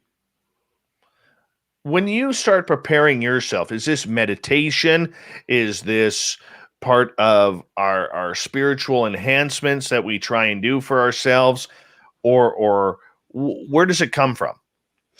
So when we talk about preparing the self, there is one main key thing that I talk about, and it's about being present, about remembering the self. And it's the difference between going into an automated self where we're mechanically responding to things, and the difference between being conscious and consciously experiencing something. So if you can remember yourself, like right now, do you remember yourself in what you're doing, even if you're listening to this or watching or whatever? I mean, do you feel your entire body? Or do you know that you're here? Are you aware of your entire body? Do you know what you're feeling and why you're feeling that? Just that simple question right there. If you can ask yourself that, at least begin every hour checking in with that tiny little question, it can change your life. because you begin to bring awareness as a practical instrument in your everyday life to begin to notice where you begin to go into hypnotherapy, or you begin to hypnotize yourself with the things that are externally stimulating you, either emotionally or energetically, and you begin to take back your understanding of why you are doing what you're doing. And that's where things begin to change. Over time, practicing that activates your intuition. It activates your ability to heal yourself, and it activates your ability to embody well being and prolonged states of connection with yourself. So, that is really the first step into getting into this superhuman state where you're aware of what you're experiencing. And it's really that simple, but also it is hard. It is hard in the beginning because we're so used to forgetting ourselves in environments. We just get involved with what we're experiencing. We're used to our emotions. So it's a matter of training ourselves. And as you go through that process, you begin to become aware of the next step, which is loving the self. Remembering the self is a form of self love, because you now can choose if you want to intoxicate the body with heavy emotions like anger, like fear, because all of those things are chemical reactions in the body that cause stress and that really bring a lot of the body out of balance. So you have to really check in with yourself. Do I want to treat myself that way? Is what I'm experiencing important enough? Can I affect it with the emotions that I'm feeling? And the answer is always going to be no, you cannot. You can affect it by looking at what's happening and rationalizing and thinking and really understanding what's happening and then acting, creating, as opposed to just reacting and mechanically feeling emotions. So a lot of things begin to change. We now have a lot of more responsibility about what we're experiencing instead of being victims of the things that occur around us. And that's the step, right? In that is the key to dealing with anything that's unknown, that happens, traumatic, emotional, inside out. You're training yourself to deal with. Question coming from our chat room here from the Michael Leger, who made this gnome right beside me, right here. Oh my gosh, that's so Yes, beautiful. it is beautiful. And anyways, he is asking, for the past 2 months, my body vibrates for about 5 to 10 minutes before I fall asleep. What is that, Geraldine? That's interesting. So, I'm not sure. It could be one of a couple things. For one thing that I've heard a lot recently is when we are coming out of body experiences, or we're beginning to detach from the body. Oftentimes, we experience very strong vibration or rumbling, or we hear rumbling feelings, or we have the sensation of falling, and then we begin to detach from the body.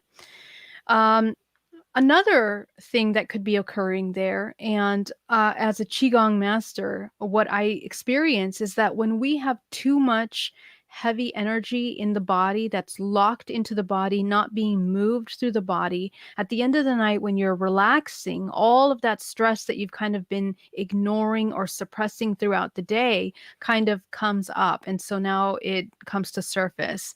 And so I really strongly suggest having a Qigong practice. You don't need to go to a school or anything. You can find a lot of these really easy videos on YouTube that will show you how to move heavy energy out of the body. And it would also help you sleep better when you're going into bed, when you're going to sleep.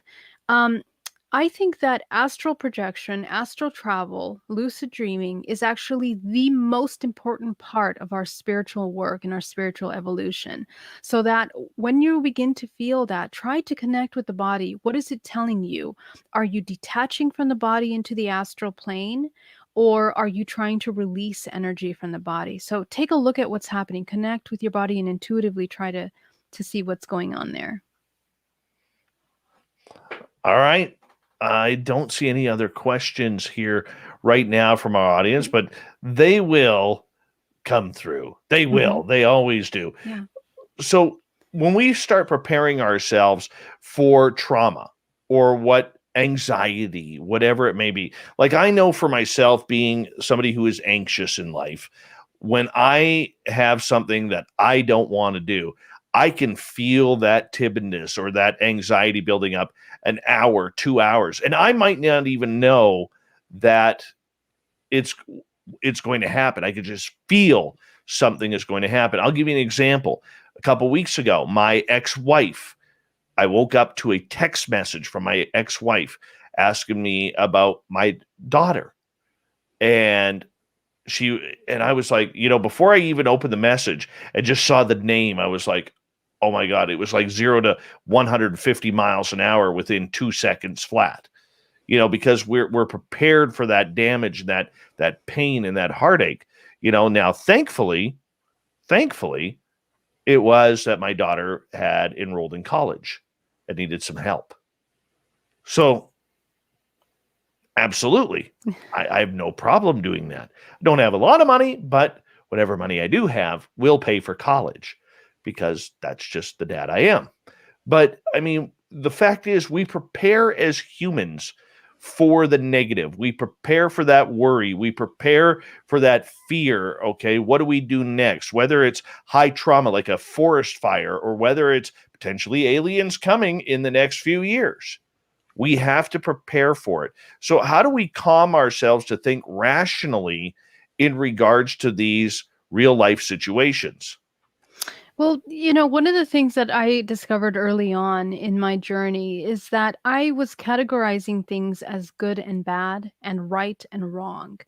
And I realized that that's actually a really huge burden. And a lot of times I was mistaken in the way I was categorizing things because I lacked information. I lacked the ability to remove myself from the experience and be able to have a broader perspective about what I was experiencing.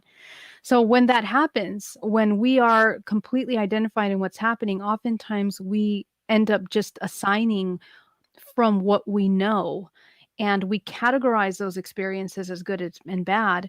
But sometimes that's a very limited perception. Sometimes we fail to see another person's experience or their perspective, or perhaps if you zoom out of it, you begin to see that maybe what happened wasn't bad. Maybe it was something that was necessary for you to get to a next step, or whatever the reason might be. The point is that there's a key element in that practice that is not just liberating, but will completely change the way that you work with your emotions on a daily basis.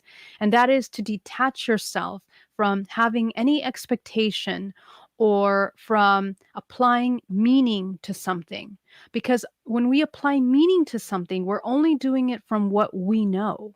And that's limited. We don't know everything. We can't know everything. So it would cause less suffering. This is the birth of all suffering. The suffering is that we want to categorize. Oh, whoops. I'm sorry. Did you just spill your water? I did. Do you need to get a towel? I do. 1 second. All Let right. me grab that. All right. We're going to give the play-by-play here I hope she has a towel nearby, because the last thing you want, I mean, there may have been an ice cube in there. And hopefully, was there an ice cube in there, Geraldine? Okay, it's fine. No, I spilled water on my beautiful keyboard, which is like a gift from my brother. It lights up. It's so beautiful, and I hope I didn't ruin that. But it's okay. It's good. We're okay. Quickly turn it upside down. I did. We're Okay, good. All right.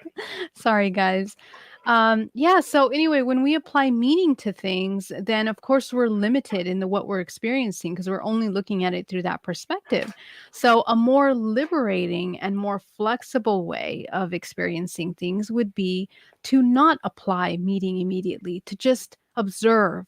And that state of observation allows you to have a more broader possibility for what you're experiencing. Maybe if you observe what's happening, you can start to see the good in what you're experiencing, or another way that doesn't need to necessarily cause you suffering. So that's the key. And you're now choosing, do I want to suffer when this happens to me? Or do I want to just, accept what has happened and then choose to move forward in an intelligent and healthy way? Yeah. All right. Questions from our audience. Anya is asking, Geraldine, how were you able to find peace when they took your hybrid children? It's so hard for some people. That's a really, really great question. And it really goes back to a very deep understanding as to what the hybridization program is and what we are. When I originally had that contact experience and I met them, I immediately began to tap into this incredible instinctual feeling that made me want to protect them, wanted to be there, wanted to take care of them. But in that exchange with the children, they knew, as well as all the other participants in what was occurring, my role. And my role in that was to provide that life. And then the children were taken away. Okay. I have 24 hybrid children in 4 different programs. Okay. So there are different agendas and they're created for different things. The purpose, what I have discovered through my experiences, is not so much about playing the role of being a mother in those experiences, as much as it is that my genetic code, my information, was the valuable thing that was utilized in order to create this life. They have an extension of my soul, they are a fragment of my soul. And so, as an extension, because we are one, there is never a disconnect between myself and these beings and these children. I am always connected to them at all times. So when I really processed and understood that, I realized that I could affect more greatly my role in that participation by allowing and accepting what was occurring, right? And so these children will be utilized, either brought back into the incarnation cycle, or they will be utilized for other kinds of programs. And it takes us to another more complex, understanding of what these systems and exchange of consciousness are. But we can talk about that some other time. But thank you so much for that question. All right. Luana has a question. How do we learn to speak light language? Is this technology already in us and waiting to be activated, or is it a download? Yeah, that's a great question. I mean, light language is a vibrational frequency. It's an expression of vibrational frequency. And so when we begin to speak this language, we are tapping in to that, and it's being translated as a verbal language into sounds and words. And so a couple things have to happen. First of all, you are channeling. And so the question is, what are you channeling? Is this something that is a high vibration expression, or is it something that is perhaps more parasitic? There can be either one of those. So obviously, as with everything, please utilize discernment when you're beginning to channel. But when that language begins to come out, as it did for me and many other people, um, just allow whatever comes through without judging what you're experiencing. And oftentimes it really helps to record yourself because, you won't understand it. What I classify as a high vibration channeling in light language is one that begins to produce imagery in your mind. This is where you begin to connect the vibrational information that's coming through with the physical aspect of yourself. You almost translate into this information. And so you'll begin to get telepathic information, which means that you'll have images in your mind as well as listening to what's going through. So, how do you begin doing that? Deprogramming fear programs of yourself, limiting beliefs, allowing yourself to, once again, being comfortable with the information by trusting your intuition is very important. So, begin to trust yourself, build a strong trust so that whatever you bring through is in alignment with what you need. All right, let's go over to our Spreaker chat room where Catherine is asking, Geraldine, my whole life I've had areas that I felt like they were just letting out serious heat, mostly on the extremities, concentrated areas, or am I experiencing spontaneous combustion from the multiverse? It's like bursting fire. That is amazing. Well, we are these incredible electrical beings that we have so much energy moving through our body. We literally have that positive and negative charge in the body. And we have runways that run through the body, and the termination points or the vortices that allow that energy to move through and out of us is located in the palms and of your hands and the base of your feet. So when we are doing grounding, for example, if you have so much of this heavy energy in the body that you haven't moved, a way to release that energy is through the base of your feet. However, some of us are constantly releasing things. Sometimes we have a hard time keeping the energy in the body, and that can create an imbalance in the energy that you're holding in the body. And sometimes that can cause you to feel really hot, or very, very cold. So go ahead and take a look at what's happening in your body. Are you expelling more energy in an imbalanced manner? Or are you storing too much energy, too much chi? A lot of that has to do with the solar plexus, the center of empowerment, the emotional body. Are you suppressing really, really powerful emotions that you're afraid of feeling? Are you afraid to feel certain emotions? Because a lot of time, that's what tends to build up heat in the body in an imbalanced manner. And usually it's in the center core of the body. Also, purification of the liver and the kidneys would be advised for you, because there's something occurring that we're not purifying energy and running energy clearly through the body.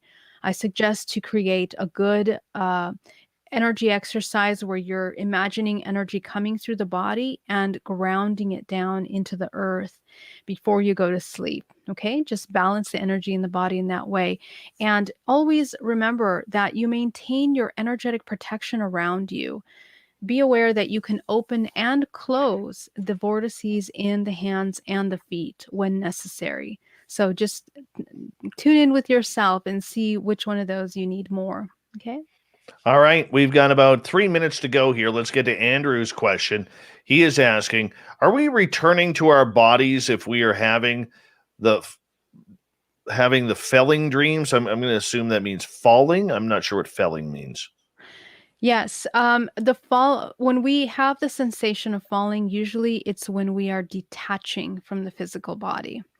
And so oftentimes people will feel like they're falling, and they will get scared, they will get startled, and they will oftentimes wake up and interrupt that ability to astral project or out of body experience.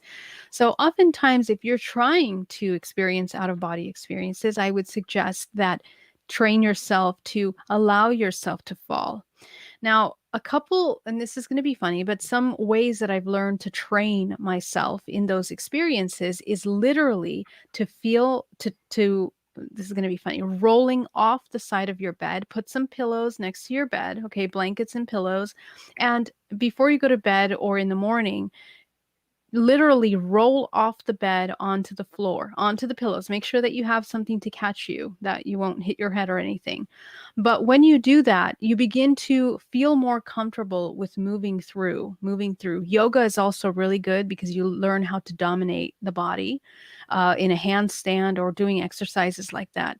Those exercises will help you feel more comfortable with surrendering to these very vulnerable states where we feel like we're falling. And so continue that, and that will then take you into your journey. It's very important to train yourself to astral project, because that's actually where the majority of our real work begins. All right, 90 seconds left. Eugene is asking, upon attainment of the highest heights, what do we find, Geraldine? The highest height. You know what? The discovery and this spiritual evolution never ends. It's never ending. In the highest level, our human minds could not possibly compact and comprehend everything that is out there. So this is never ending, continuous returning to a state of understanding what unity consciousness is. But we'll talk a little bit more about that too later. Well, we got about 40 seconds if you want to. Oh, okay. Yeah. So when we talk about coming to the highest level, all that we're doing is broadening our perspective. And that means going deeper into an understanding of what unity consciousness is. We're doing that in levels. When you're at the most closed state, you're only thinking about the individual. When you go into the higher God creator states of yourself, God creator states, you are going into a unity consciousness, and that extends out into the earth, the world, the galaxy, the multiverse, and so on and so forth. So as you can see, we're just broadening our understanding of everything from physics to math to understanding our dimensional extension of our bodies. So it's never ending, really.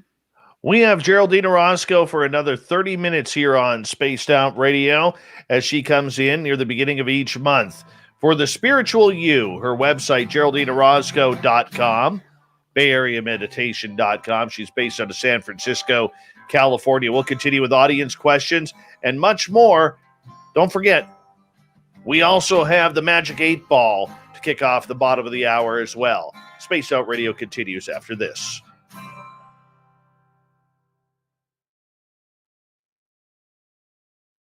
All right, my friend, I'm stepping away for a few minutes here. All right, me too. Be right back. Okay. Come on, Doug. Come on. Let's go.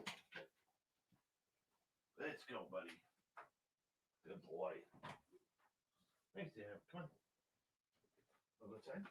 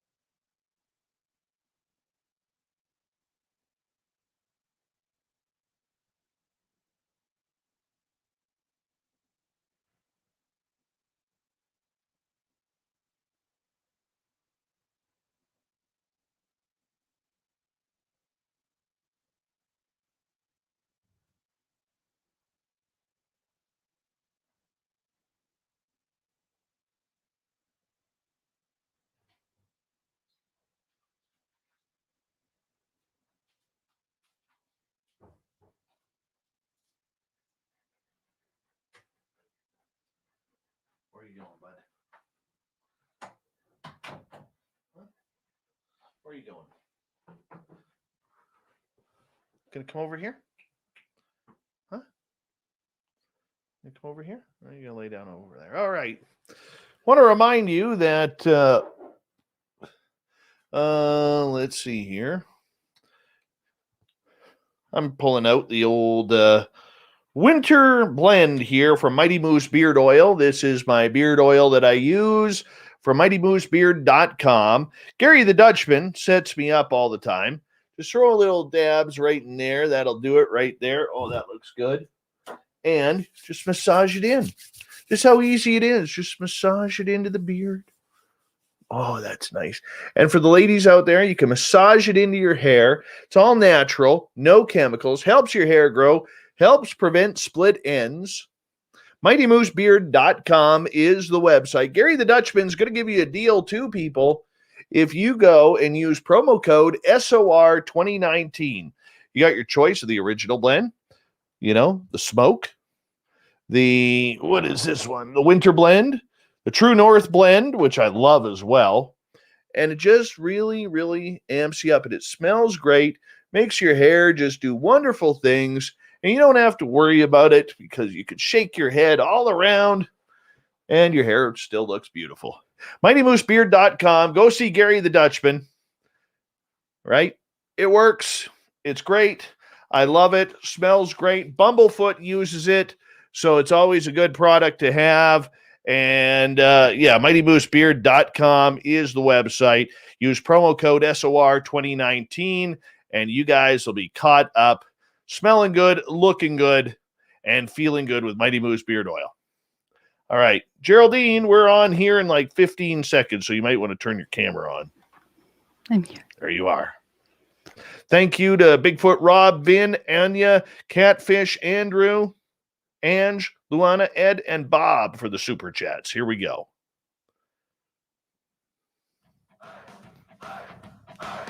Would you like to connect with us? Head to spacedoutradio.com for all your latest show info. Now, back to Dave Scott and SOR. Third and final hour of Spaced Out Radio is now underway. My name is Dave Scott. Thank you so much for taking the time to join us. We really do appreciate earning your listening ears. Hello to everyone listening in on our terrestrial affiliates around North America, digitally on TalkStream Live, Revolution Radio, and KPNL. All of our archives are free by going to youtube.com/Spaced Out Radio. Just do old Davey the favor, hit that subscribe button. The Desert Clam has set the password for tonight in the SOR Space Travelers Club. Quarry Tour.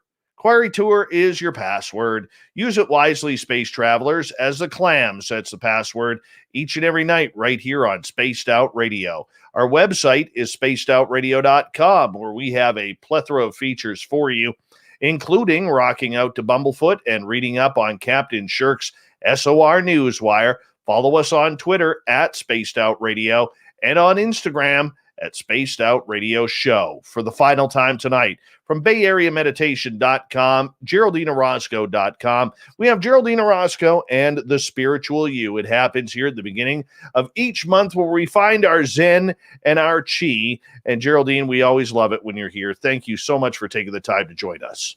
Oh, thank you so much for having me here. It's a pleasure. It's an honor. Absolutely. Jeff wants to know, are you going to stick around for the Magic 8 Ball where we debate? The 8 Ball. Do I know what that is? What's that all about? This is the Magic 8 Ball. We get our audience to ask questions, and we see if the Magic 8 Ball can actually predict the answers. You're more than welcome to stick around the last half hour if you want. Sure. I don't know. I know you're a night owl, but you got things to do. You only sleep about 27 minutes a night. That's true. No, very true. Very true. We'll leave that up to you, whether you not want to come play with us. You're more than welcome to, though. All right. Thank you. Right before the break, we were talking a lot about, in preparation, how to prepare ourselves for everything. People around the world right now, especially in North America, we're feeling antsy. We're feeling enclosed. COVID has really hit us hard now. All right. As much as states are opening up in the US and Canada, it's starting to tighten up even more. We're all tired of it. We're sick of it. We're sick of wearing masks. We're sick of hearing about the shot, whether or not we're taking it. That's a debate for any other night, but not here. Okay. How do we get rid of that pressure and that buildup and that anxiety, that tension, that depression that seems to now be building in a lot of people right now? I think it's important to remember going back to basics. When things get really crazy, let's just take a step back and go back to basics. And what are the basics? The basics are, in order to create well-being for yourself. Right now we are in quarantine, some of us. Um, Look at the silver lining in that. You have some time. You can spend more time with your family at home. It allows you to reconnect again with the things that are valuable and important to yourself. I mean, a lot of times we've been running like crazy, just not even thinking, going one thing after the next, driving around in traffic, sitting in traffic, especially here in California. I don't know how it is in other states, but, most of our lives is spent in our commute. I think a lot of things have gone out that are good out of the things that have happened in the past couple years. And I think that we need to take a look at that and choose wisely moving forward again. So, as we begin to create a healthy routine, take this moment of pause to choose how we're going to move forward. Are we going to keep going back to those same habits that are not good for us? Or are we going to start creating habits that are good for us? Meditation, really important. Mindfulness throughout your day, eating healthy. All of these things that help us sustain are not extracurricular things. They're actually the basics and the foundations that are most important for us in life. And if it's one thing that all of this has caused us to look at is our health. How are our immune systems? How does the immune system work? A lot of people still don't understand how the immune system works. We need to educate ourselves on those things and begin to build strong immunity emotionally, physically, and mentally for more things that are going to cause us to come out of balance. So the way I look at it is, again, it's an opportunity. Look at it as an opportunity to begin to change. Can we change, though? Because we are creatures of habit. Yes, that's right. So if the habit is going to bring us into destruction, self-destruction, and those of you that have children, even more so, we really need to question, do we want to carry on our self-destructive habits to our children by creating an environment of stress, of anxiety, fear? Or do we want to equip them with tools to be able to have healing for themselves, well-being, learn how to have a strong mind so that they know that they are in charge of the physical body? These things are important. And it's actually the technology that we've all been waiting for. We keep talking about disclosure and all these things, but we are that. We are these highly advanced technology beings. We are these interdimensional beings that we're waiting for. So the more and more we sit down and recognize this body and begin to work with that, this is where we're going to start taking not just ourselves, but the collective. See, all the things that are happening outside in the world around us are a reflection of all of the inner turmoil that we don't deal with. So we need to sit down and handle that. That is priority number one. And from that place, we can choose better for the family, choose better collectively, and begin to move. And this really goes into how we are putting our money, where we're putting our money, where we're investing, where we're putting our time and our energy.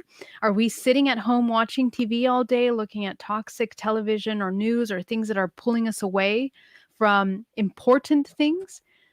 That's the question. And if we are, we really need to see if we want to continue choosing that or choose something better.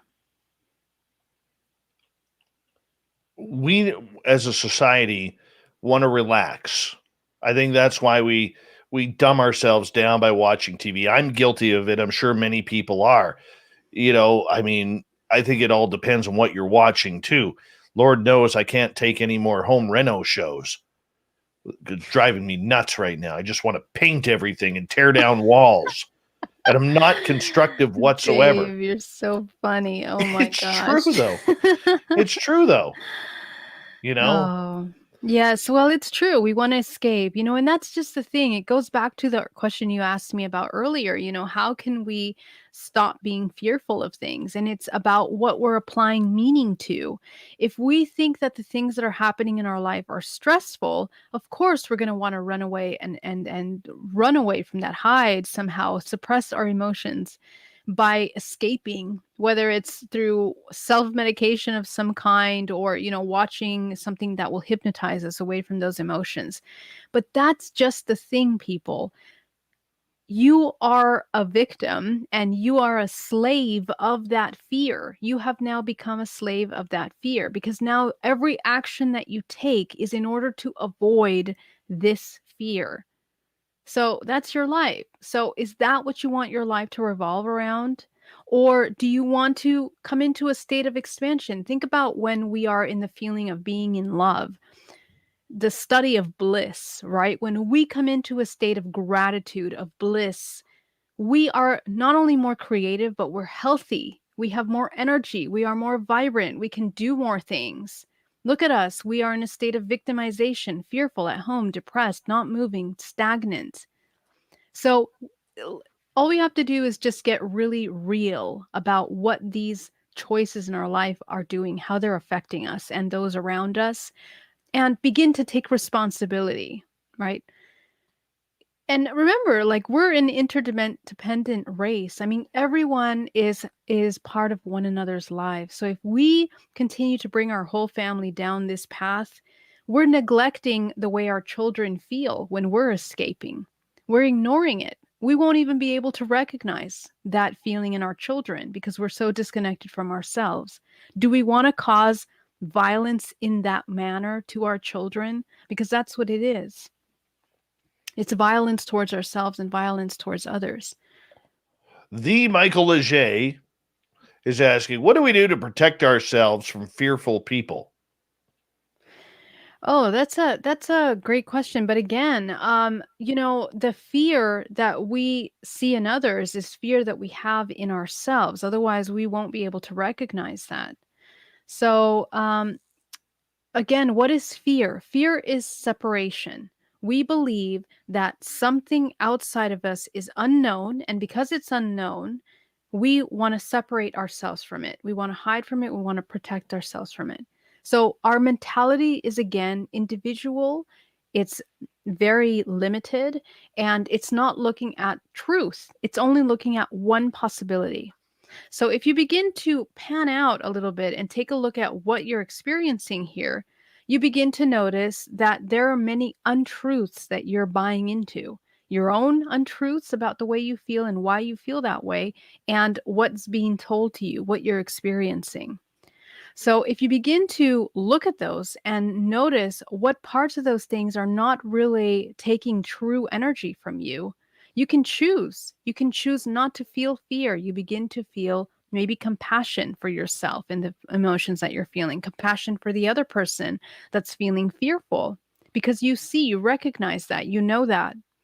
And that's where you begin to change your habits. You become a creator instead of reacting to things, another puppet to this reaction that this other person is having. So we begin, going down this cyclical pattern of just reacting without really thinking. And that's toxic. So it's not so much about protection as it is creating neutrality.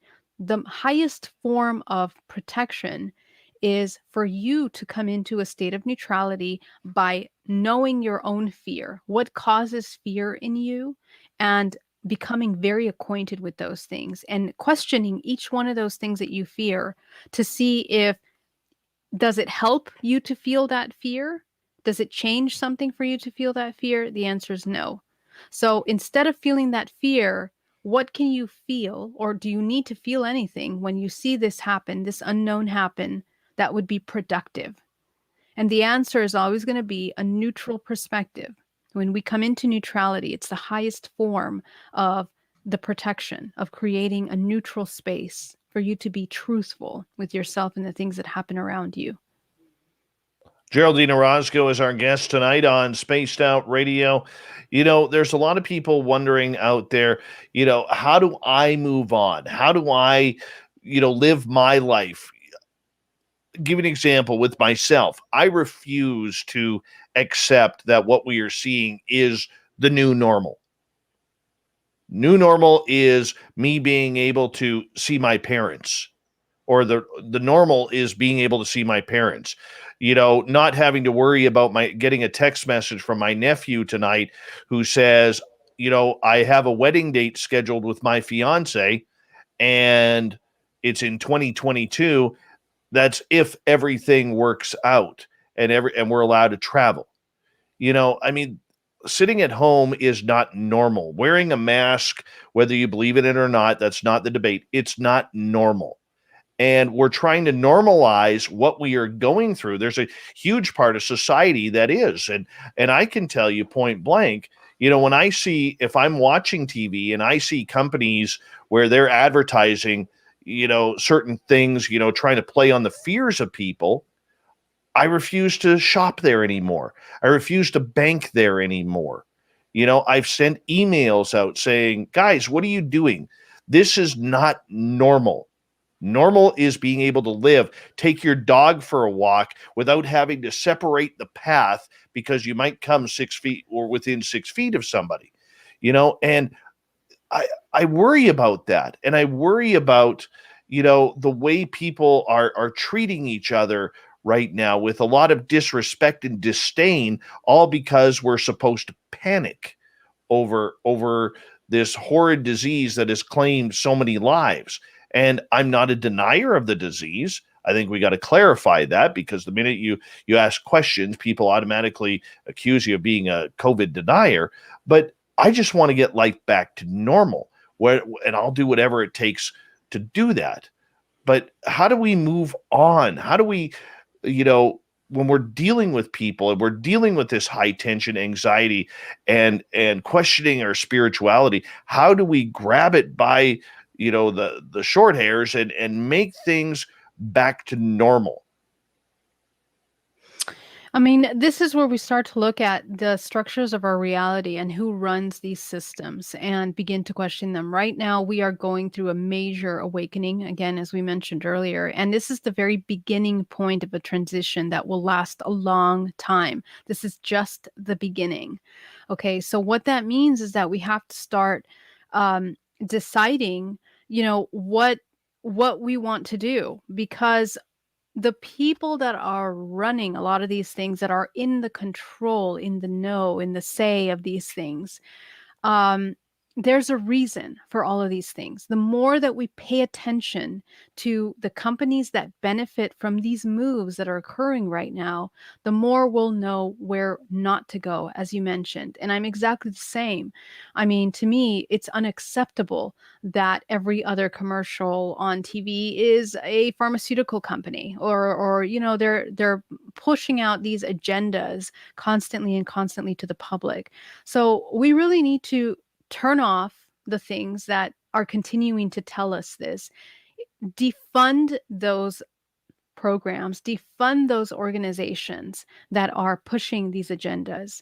And unfortunately, when you start following the money trails, you begin to notice that it's a big web of interconnected companies that all work together in, moving a lot of these things around.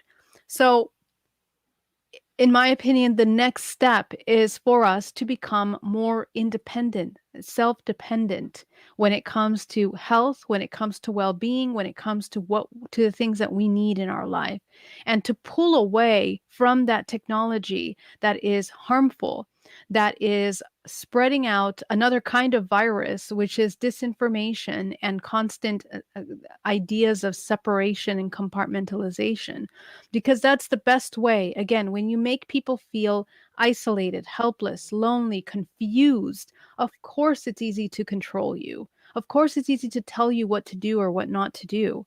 So we need to pull away from all of that, reconnect with ourselves, and go back to nature, go back to what's organic. This is where that division that I was talking about earlier is beginning. And we're going to see a lot of people going further down the road of causing more division, and other people that are trying to go into this unity consciousness, unity kind of community creating. So within all of those things, we have to experience this moment of turmoil for the next couple of years. It is going to be that way. It's going to be a lot of things are breaking apart in order for something new to come out of it. The question is, what do we want to come out of it? And that's where we need to get very clear by educating ourselves who's doing what and why it's happening, asking those questions. There's a lot of countries around the world that are rising up and speaking up and saying, we will not do that. Why isn't that happening in America? I don't see that a lot in America, because there's a lot of fear. There's a lot of fear in America where we're afraid to speak up. We're afraid to go out. We're afraid that there's going to be this. We're talking about guns. We're talking about the police and all of these things that are violence. And that's a form of control. If you keep telling people that if you speak up, you're going to be punished, nobody's going to want to speak up, right?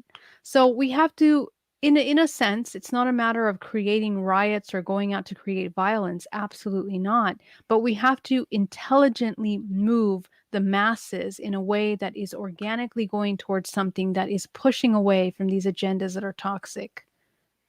I think it's about showing each other love too. Absolutely. Absolutely. Instead of showing disdain, we have to show more love. We have to get back to having that inner peace.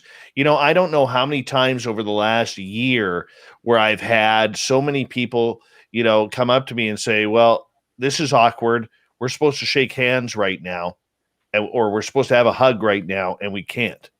Right. I mean, I don't like it. Mm-hmm. Like if I saw you, if the border opens up and I come down to a conference, the first thing I'm doing when I see you is I'm giving you a big hug. Mm-hmm. I mean, Yeah. we got to get back to that. Right. And I realize it's all dependent on what happens. There's a lot of sick people out there. Okay. Mm-hmm. And I don't mean sick in the head. I'm saying because of what's happening with the pandemic, but I look at people in my community where right now I think we have no cases. Vancouver's an entirely different phenomena down there. Entirely different phenomena. Okay. I'm saying on a Canadian sense. And yet our area still full panicked. Because apparently what's where the greater population is in Vancouver, we all have to suffer for what's happening in that Vancouver area. And I don't know. Way too many questions. But I mean, we have to get over it. I mean, I get worked up over it. Many people get worked up over it. You see it every day on social media, whether they're disease deniers, whether they're full on, I can't wait to get my 45th shot. Mm-hmm. I know. You know what? And I think the key word that you said there, Dave, is love, and that love starts with us. If we can feel love for ourselves, we compassionately will not get worked up over these things and start feeling this anger and frustration towards what's happening, but manage ourselves, because within our body is everyone. We are interconnected so profoundly that when we raise our vibration, when we come up to a higher state, the people around us begin to come up, and things can change. We can affect more than we believe, actually, because we're connected. So we just have to know how that works, get educated in the way that works. You can learn that either through a scientific way, or you can learn it through a spiritual way, through meditation. The information and the wisdom of the body is there for you. It's available. So we just have to get to know how to use that. We have just over 1 minute left with you tonight, Geraldine. And every time you're on, this show goes by way too fast. But let everybody know what you're going to be up to and where they could find you. Yeah, thank you so much. Please do check out my website if you'd like to get a hypnotherapy with me or a DNA reprogramming at GeraldineOrozco.com. And if you'd like to come to my support group, hybridmother.com, if you're an experiencer of phenomena, of interdimensional or extraterrestrial phenomena, you can meet us there. I'll be speaking at Disclosure Camp coming up in September. No, is that August? In June. Check out my website for the dates, and also the Higher Self Expo in June, at the end of June, and in September, I'm hosting my own conference, WisdomCon. So check that out, and I really hope to connect with you all. Thank you so much for being here. As always, it's such a pleasure, and all my love. Thank you, Dave. Absolutely. Geraldine Orozco, everybody, BayAreaMeditation.com, GeraldineOrozco.com, and of course, spacedoutradio.com. She is one of the best. That's why I love her, and we keep bringing her on each and every month for the spiritual you. Coming up next, we have the Magic 8 Ball, the Newswire, the Thought of the Day, a jam-packed final half hour coming up on Spaced Out Radio.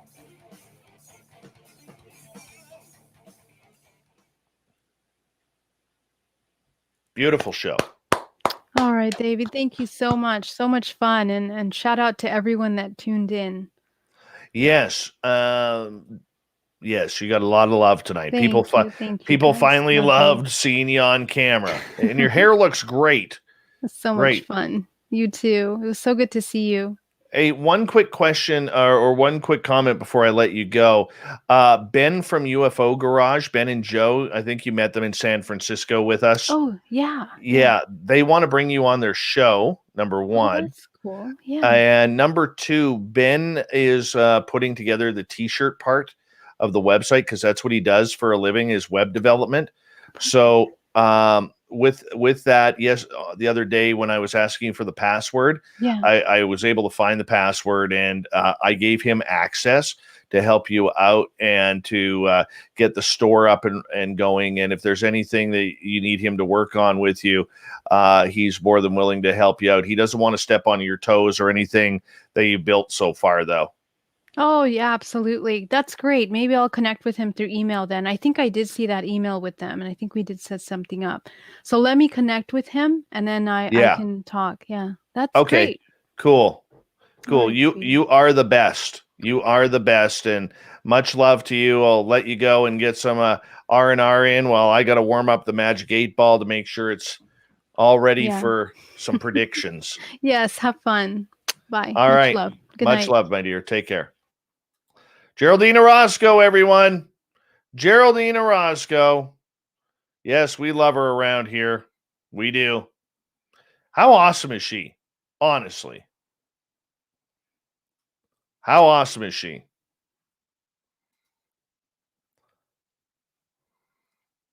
can hear my dog breathing.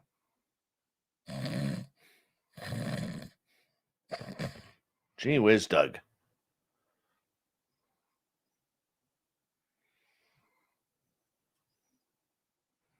All right. Make sure that you got your questions in capital letters in the chat rooms. All right. So that way we can warm up the Magic 8 Ball. I'm warming it up right now. You got about 2 minutes before you got to start putting your questions out there. Don't put them up now because then I have to pause the chat room. Excuse me. And then I can't see anything.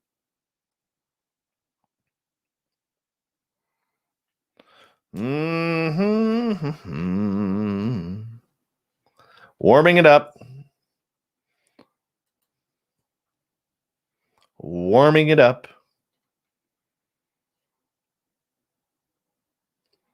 I think my dog ripped one. Yep. Yeah, he did.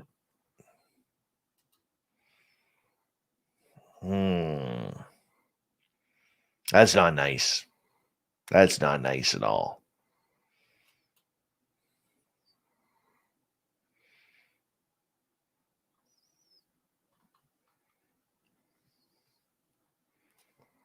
The Michael Leger, if you meet aliens, you make sure that when they take you for a ride, you come pick me up.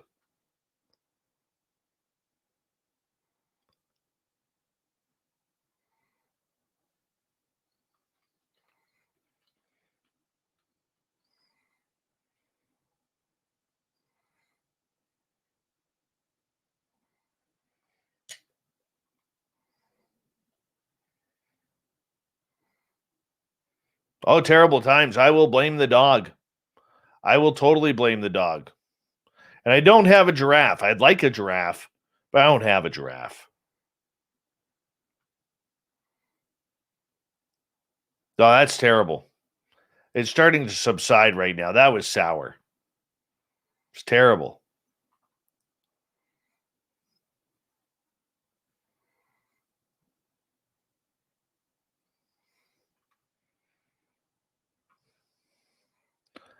AZB boy, welcome to Spaced Out Radio. Appreciate you coming on in.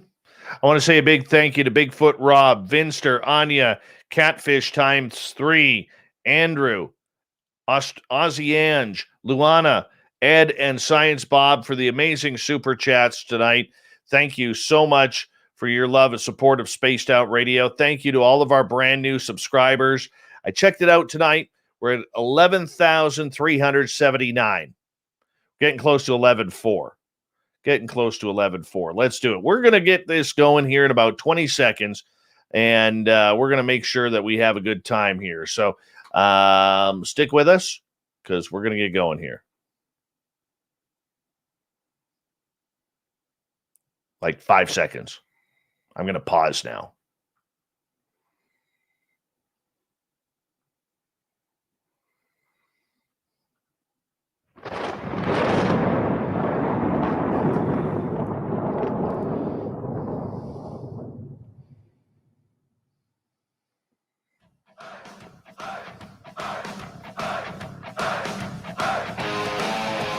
We rounded third. We're heading for home tonight on Spaced Out Radio. My name is Dave Scott. Thank you so much for tuning us on in. We really do appreciate earning your listening ears. We want to remind you that if you've missed most of this show or others, check out our free archives by going to youtube.com/Spaced Out Radio. Just do old Davey the favor, hit that subscribe button. Our website, spacedoutradio.com, where we have a plethora of features for you, including rocking out to Bumblefoot and reading up on Captain Shirk's SOR Newswire. Follow us on Twitter at Spaced Out Radio and on Instagram at Spaced Out Radio Show. Oh, I'm glad to be here. Are you?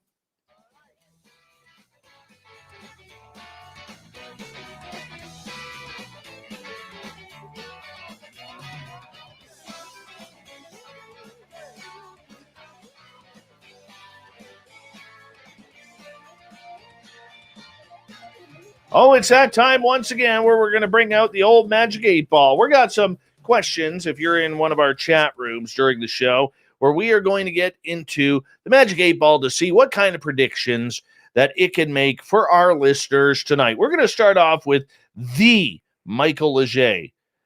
The Michael Leger. And he is asking, will I ever meet aliens? Will I ever meet aliens? Well, let's check it out here, Michael.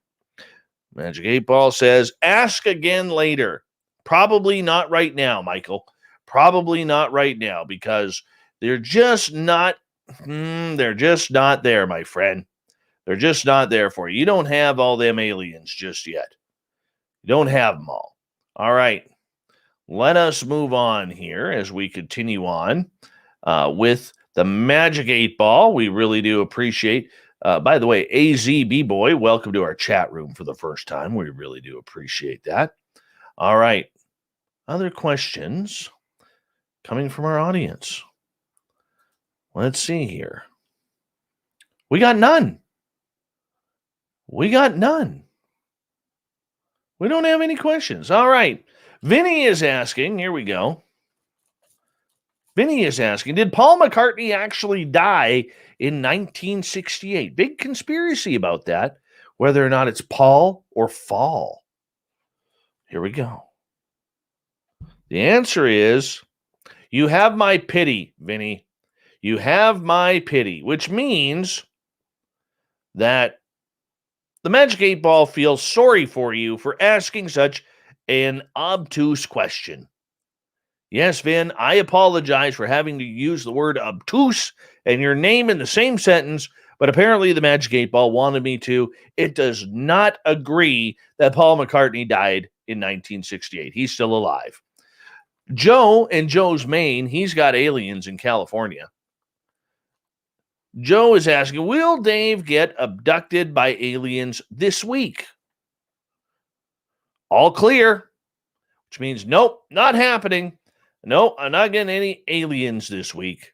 None at all. So thank you, Joe, for your question. Carol is wondering, Magic 8 Ball, should I share, not Dave, but Carol share her Bigfoot story? Carol, I think you should. I think you should. But you know what? I'm just not the guy for that. You know, this is the Magic 8 Ball show here. So let's see. Come on. Infinitely yes. Infinitely yes is what you are going to do. You definitely have to talk about your Bigfoot story. All right? All right. Mr. Catfish is asking, will I be able to get back with my ex?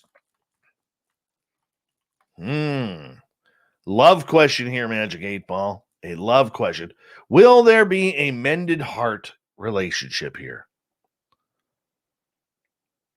Out of fuel, try again later. Don't push her right now. Here's my, I'll put my counseling hat on for a second. Don't try to push her right now. All right? She's got the song I Will Survive going on in her head right now.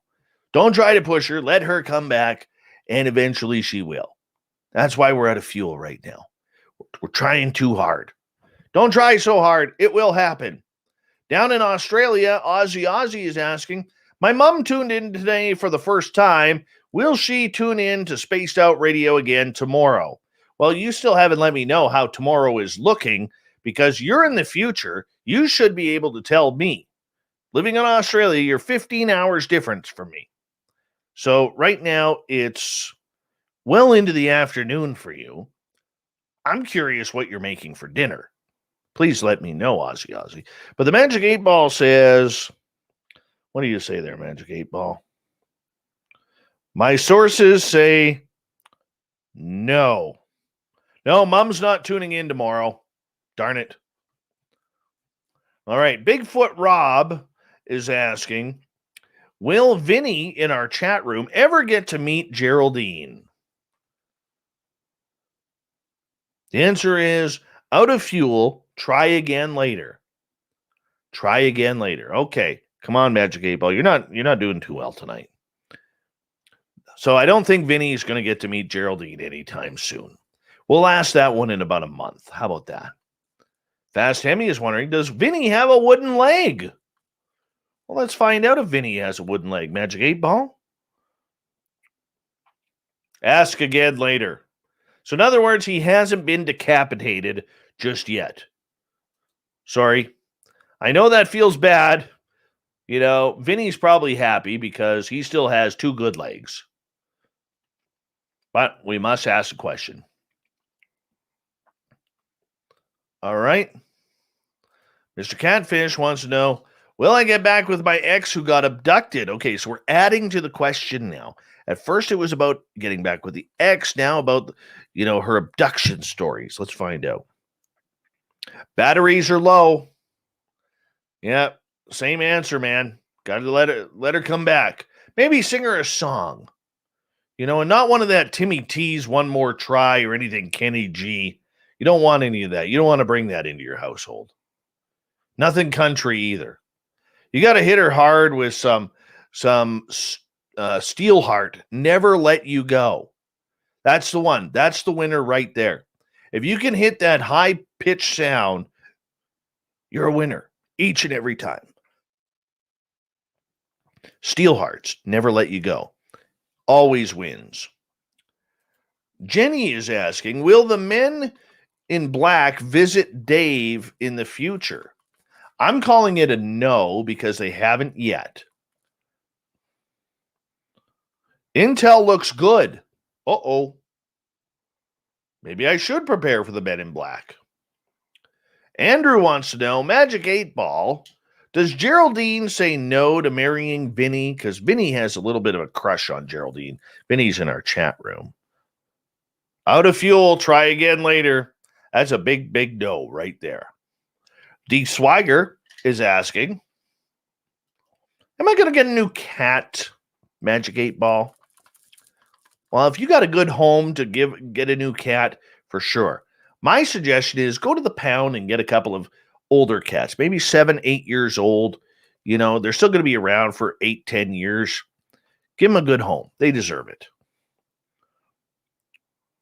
The answer is out of fuel, try again later. So right now, the Magic 8 Ball is saying, no, maybe now's not the time. But soon, go to the pound.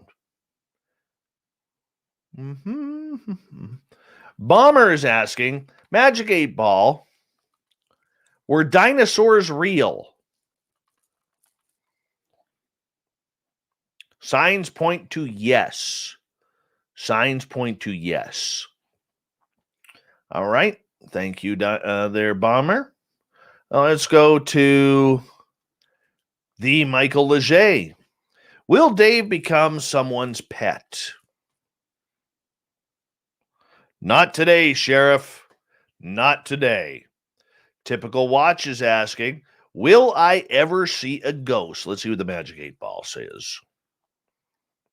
Reply hazy, try again. Aren't ghosts hazy? So I think you got to keep looking. They're there. That's my opinion of it all. All right. Vinny wants to know, will Bomber in the chat room marry him if he asks? Well, she is Canadian and can't cross the border right now. You may rely on it. You guys are going to be a couple. Magic 8 Ball doesn't lie.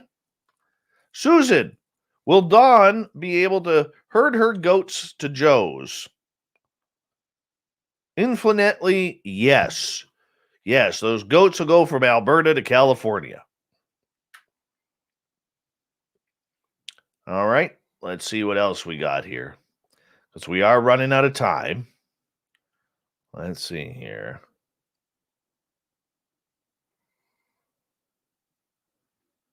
Sandra, who is quite intuitive, she wants to know, did she see the ghost of Heath Ledger on her porch? Not today, Sheriff. Not today.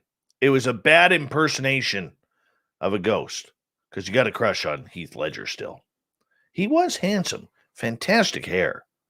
Antonio, will I continue to be abducted in my life? Abducted by aliens, that is. Not today, Sheriff. Well, at least you have today off, my friend. At least you have today off. That's all that matters. All right, we're going to put the Magic 8 Ball away for the night because we got to get to the news. Thank you to everybody participating with your questions. Here we go.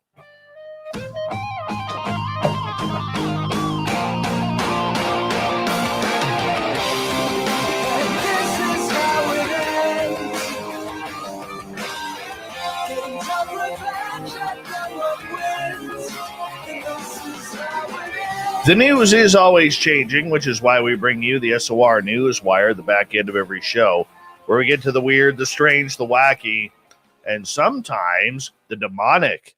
The dog from hell has a new home. Prancer, a Chihuahua described as a chunky doll in a dog's body, or a Chucky doll, that is, in a dog's body, in a hilarious social media post that went viral, was adopted by a Connecticut woman who related to the Pooch's story.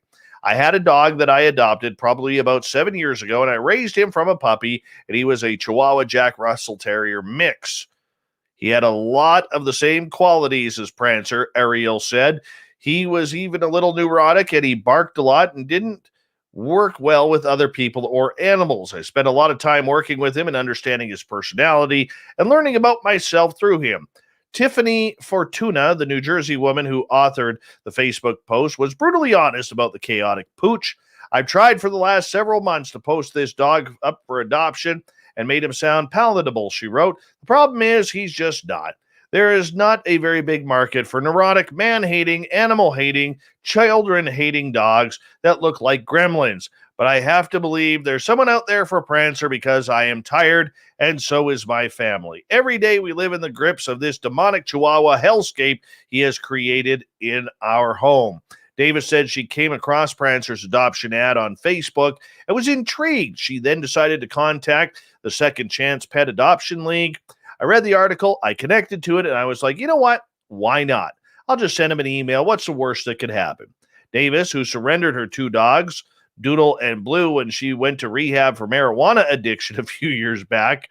Oh, the poor girl. Really? You go to rehab for marijuana addiction? Was at a point in her life where she could take care of a pet again. I'm a single woman. I'm a single lesbian. I live with another woman. I don't have any men in my life. I work in a women's rehab. I don't have any other animals. It just felt like a perfect match, and the rest is history.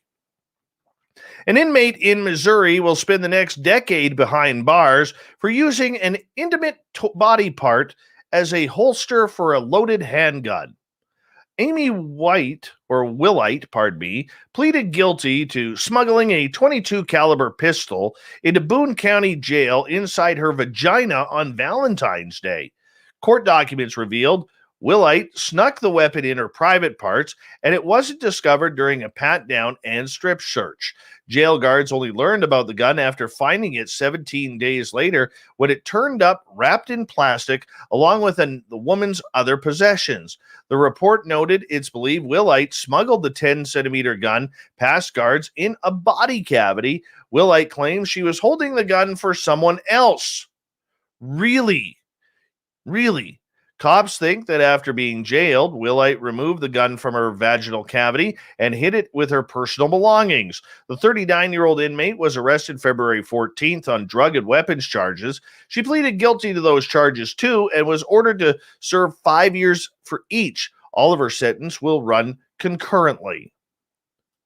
Gun in the vagina. Who would have thought? Would you ever be able to spend years alone on a massive ship?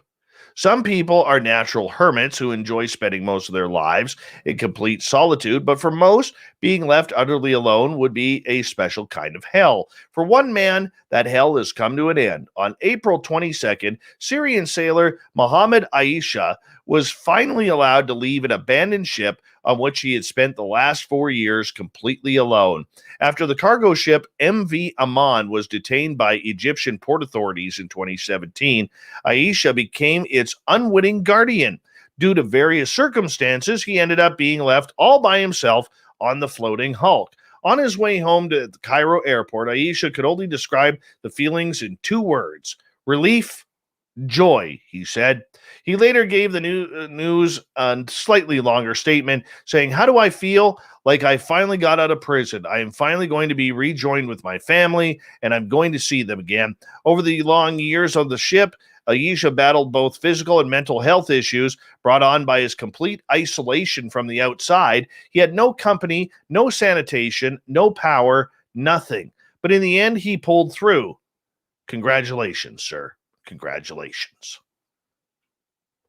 Moments into Sean Birdsad's working shift at a Domino's pizza restaurant, his first customer whipped out a gun. The perpetrator rounded the corner of the counter and demanded $100,000 and a white limousine that could serve as a getaway car, and he insisted on talking to the company's owner about it directly. 5 hours, 2 hostages, and a standoff with police later, the 1989 incident has become an example of a bizarre misunderstanding gone outrageously wrong. The subject, the devilish buck-toothed, rabbit-eared mascot of Domino's, which coincidentally shared the gunman's last name.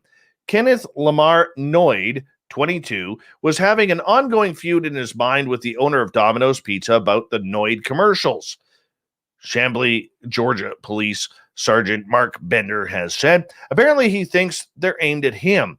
Now the Noyd, the red-clad claymation character, not the real person, has returned to Domino's commercials at nearly 3 decades after the multinational chain phased him out.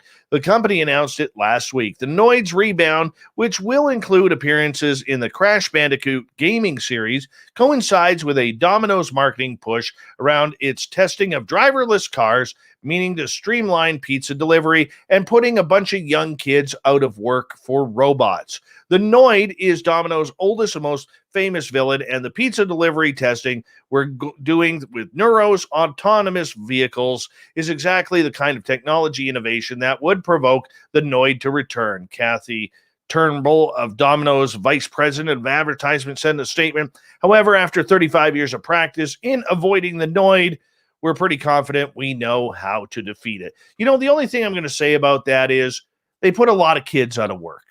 They really did put a lot of kids out of work. Don't like that. That's not cool at all. I mean, I don't know. I realize we're going autonomous and it's saving money in the long run. But, you know, these fast food joints like pizza places or McDonald's or Taco Bell or whatever, this is what they need to do. This is how we get kids into the workforce, learning how to take responsibility with a job. Pushing them out for robots, not good, people. Not good.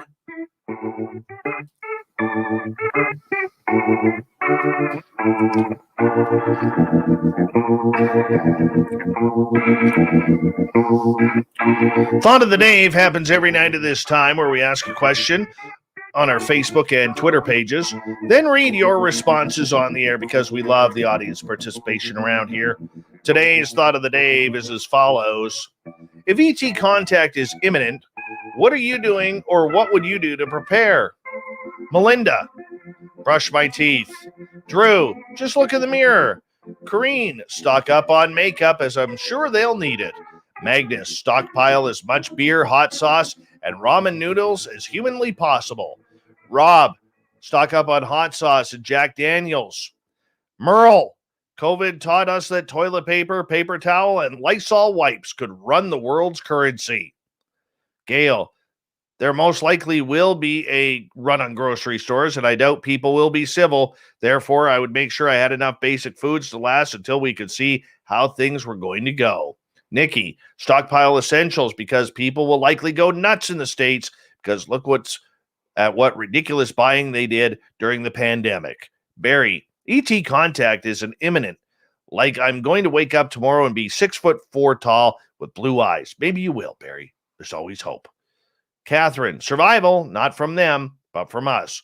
Joe, same thing that I do every day. Sit on my porch and sharpen my pointy sticks. Kate, I'd invite them to my house.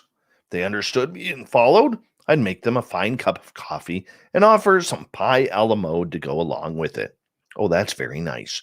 Peter, I'd invite them over for dinner and stock up on lots of canned foods, toothpaste, and dog food. Mike, okay, we can start asking all of our audience now. One more, let's go to Dave Altman. Get her done, man. Byron, I tell them people all about them. I've been doing that on my own disclosure since I was 10. Marty, it's already happened and it is happening.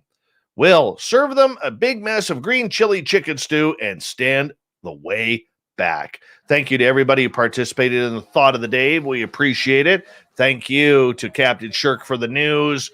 And, of course, everybody playing along with the Magic 8 Ball. And to Geraldine Orozco for the spiritual you. We got Mr. Ron Bumblefoot Thal rocking in the background with Little Brother is Watching. Bumblefoot is the official music of Spaced Out Radio, rocking us in and out of every single show. Get your horns up for the guitar god himself. Special thanks to everybody listening in at home, at work, in your cars, wherever you may be. Thank you to everyone in our chat rooms tonight on Twitch, YouTube, Twitter, Spreaker, Facebook, the Space Travelers Club, Rev Radio, and Derek and the Snarkettes dancing their way at hashtag Spaced Out Radio. Remember, this show is copyright by Spaced Out Radio and SOR Media Ventures Limited. Thank you so much for choosing your evening with us, because together, my friends, we own the night. Mr. Bumblefoot, we need a favor. We need you to take us home.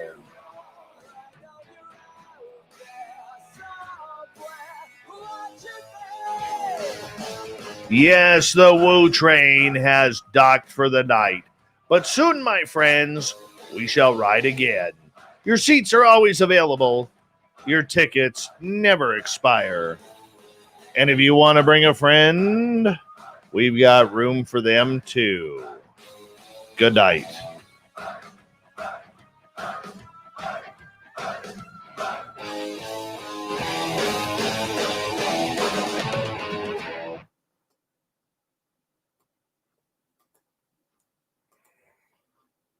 That was fun tonight, people. Not going to lie. That was fun tonight. It's a lot of fun. Do.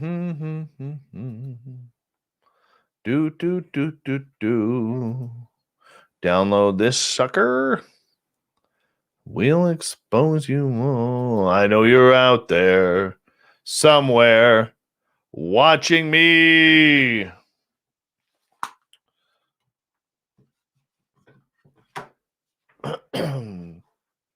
Good times, man.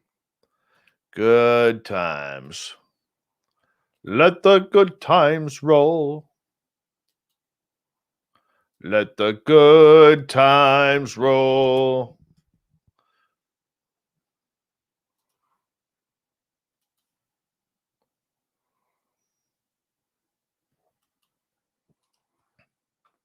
That was fun. Thank you, Chad. Thank you, Fast Hemi. Thank you, Brother Eugene.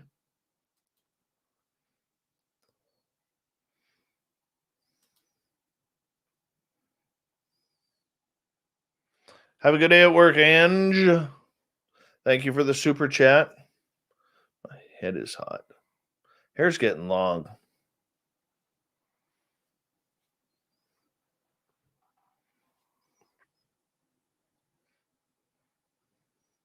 Thank you, gorgeous Jenny Metz.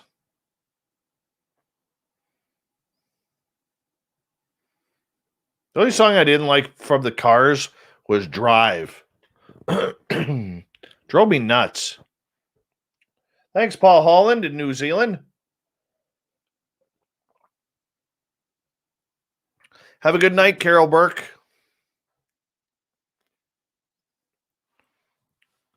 Yeah, I think so too, Vin. Vin, I gotta get you to teach me some of those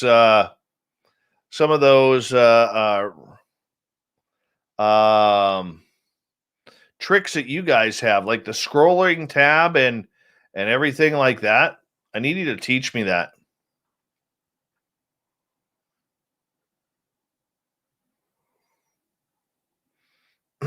Hey, Slimmer, how you doing?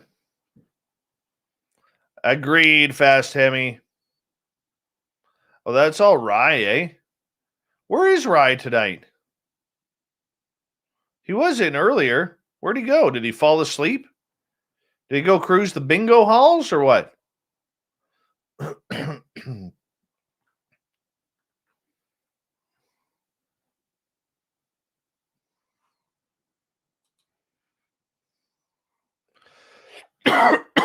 Excuse me.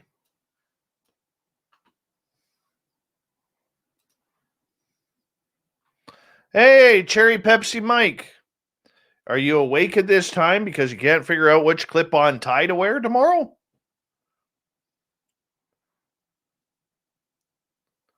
Oh, AZ boy, I went gray a long time ago, man. A long time ago. We'll put you up there. Oh, look at that cute as a button baby with you in your picture there. Gorgeous. Gorgeous. All right. Oh, let's go. Where am I here? Gotta go like this. Give me 2 seconds, peeps.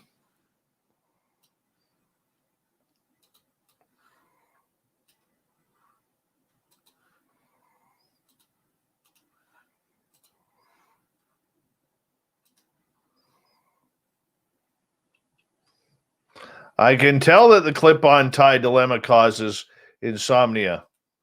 Happens every time, my friend. Thanks, Ross. I tried to forewarn you.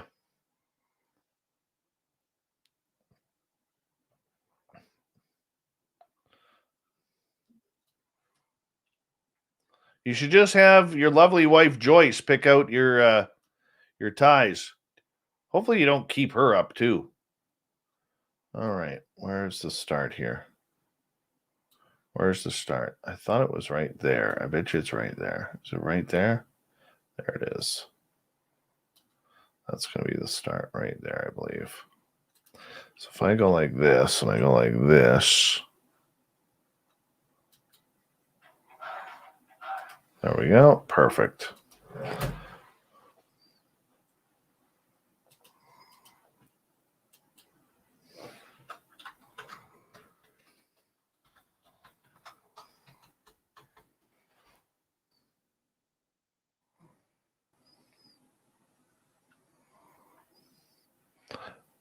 Mr. Catfish, welcome back to the show. Because Mr. Callie ain't here. How can you see UFOs with all the street lights around? I forgot. Your wife has aliens.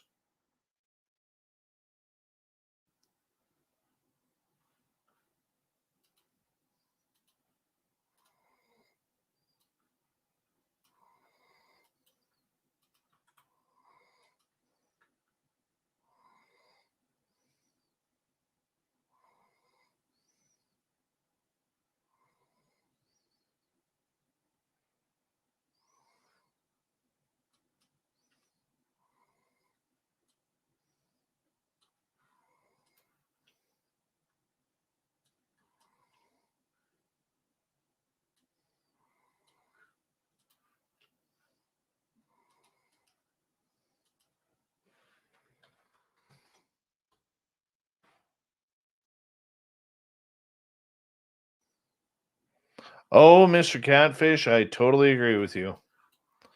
Totally agree with you on that.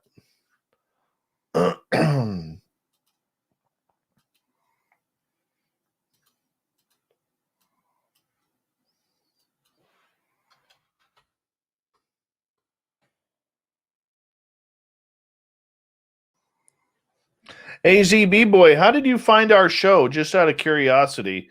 So I always like to know how the newcomers, such as yourself, found it.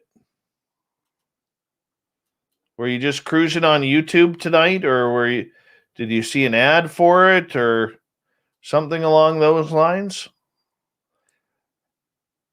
Good night, Michael Boyle, aka Chad Kroger's love child. Never made it as a wise man. Couldn't cut it as a poor man stealing. Tired of wearing clip-on ties. Oh, I'm sorry. I just got out of hand there for a second. I'm sorry.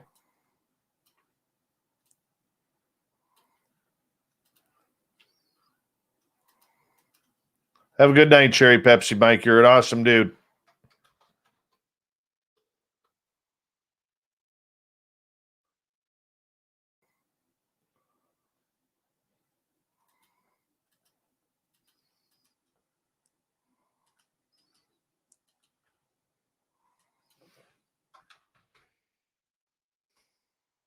Hey, Bigfoot Rob, aren't you on tomorrow, or are you on Thursday?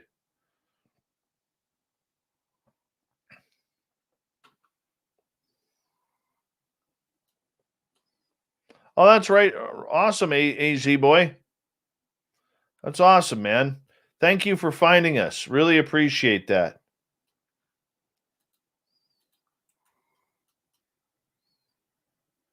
I think Rob's on tomorrow, is he not? I gotta go look at my schedule here.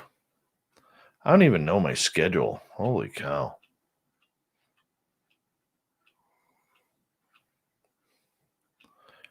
Where did Shirky Poo put it?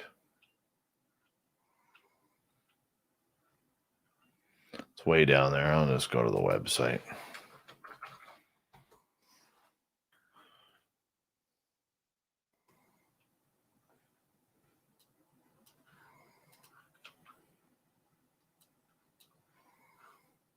Yeah, Bigfoot Rob and Tex tomorrow. We're talking some Bigfoot tomorrow night.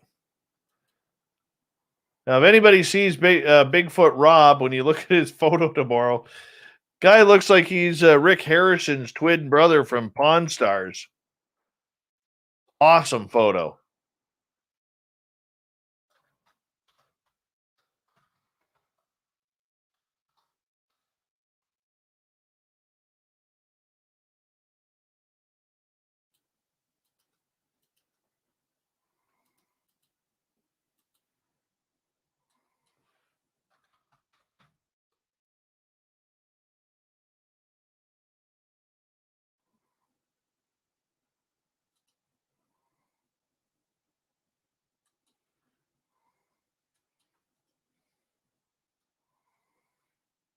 Ah, damn it, I did it again.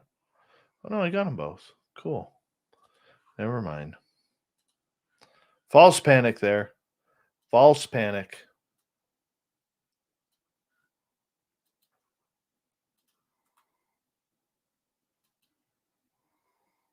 I think they're related.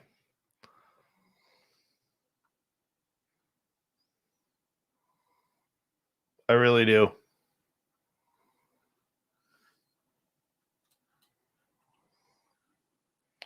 So AZ guy, we're here nightly from 9 p.m. Pacific to midnight Eastern time every Monday through Friday. Just so you know. And then we got a Sunday show, which I'm going to flip over to YouTube.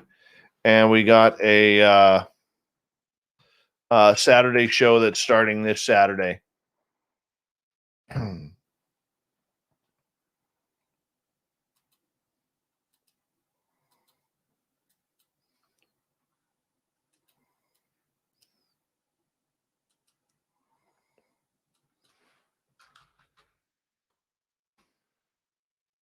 Wonderful. Thank you so much, man. I don't mind the Canadian accent. That's my fault. Even though I don't think I have one. Apparently, some of these people think I do. But they're Looney Tunes around here in that chat room.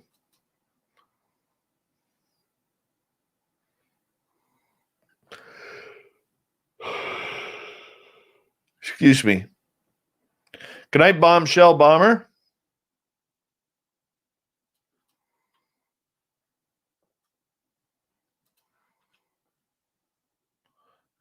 There we go.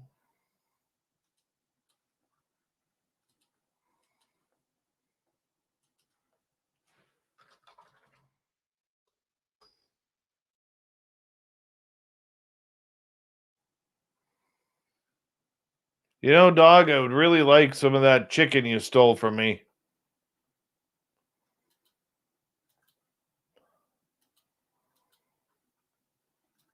Really would.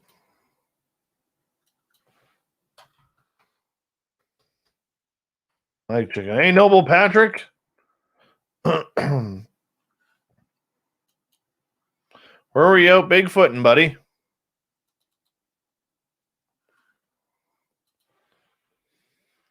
Hold on. Bigfoot Rob texted me. Let's find out what he says here.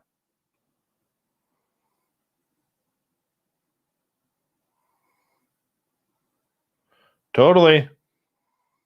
Totally Bigfoot Rob.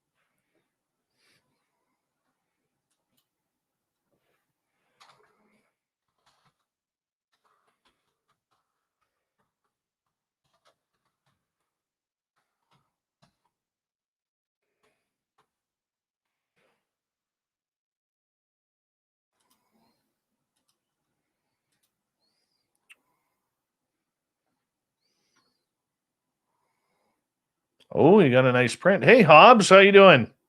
Welcome to the chat room. There's a problem with the guitars.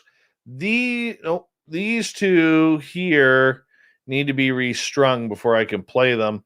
This one here needs to have its neck fixed to see if we can fix it. This one here is my daughter's, and I don't know how to play. It's true. I don't know how to play. But I am starting guitar lessons next week with my son.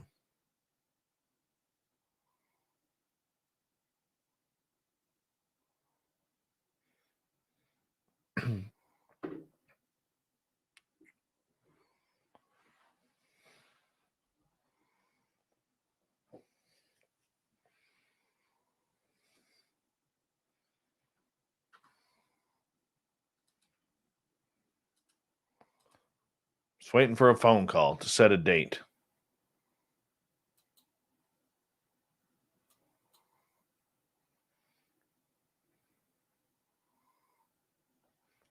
Yes. Everybody needs at least 50 guitars. Although I will say this, I am very anti-reverse headstock. And I think Gretsch guitars are ugly. That's just me.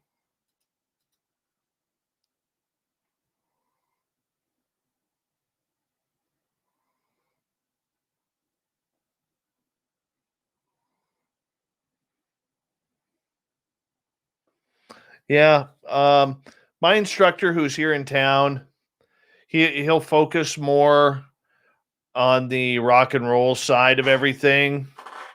So, I mean, then there's my son who's only 7 and he just wants to play like real speed metal. Yeah. Let's see. Every morning right now we're listening or just hard rock. He really likes his metal and hard rock.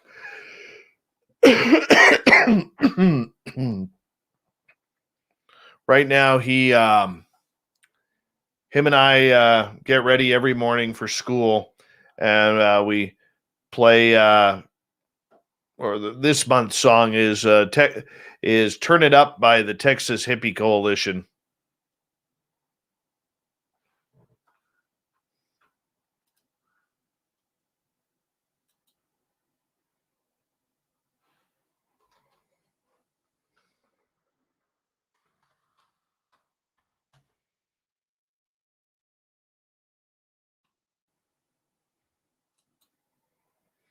Thank you, Mr. Catfish, and I appreciate all of your super chats tonight too. That means a lot. Thank you so much.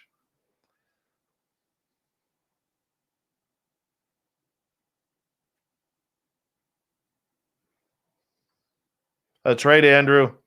You never have enough guitars.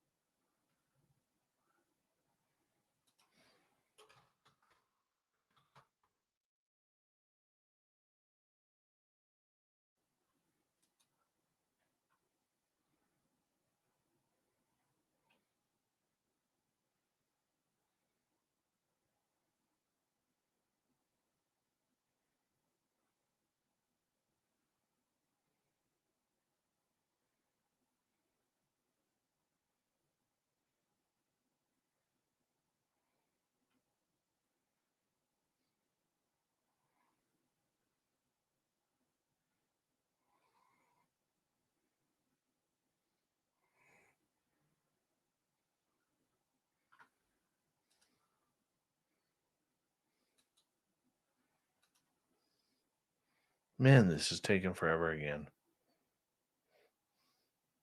I appreciate you too, Mr. Catfish. Stay awesome, man. Don't tell me that you serve breakfast for dinner there at Fry's. It's a terrible thing, breakfast for dinner. Hell no, Jenny says.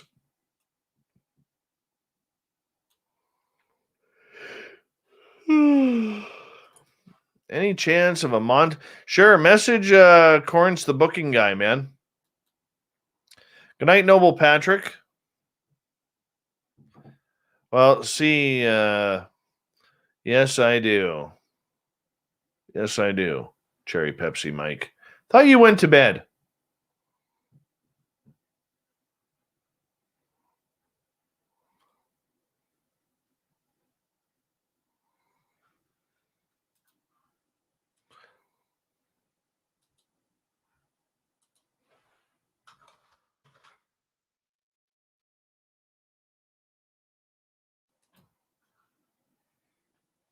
Thank you, Mr. Catfish. Appreciate that.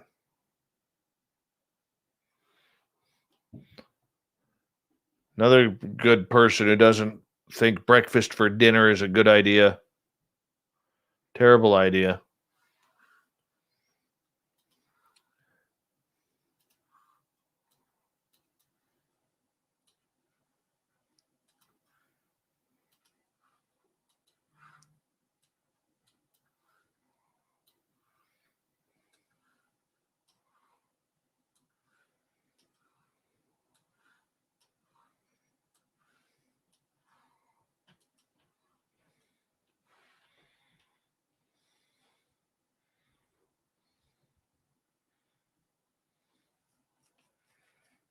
All right.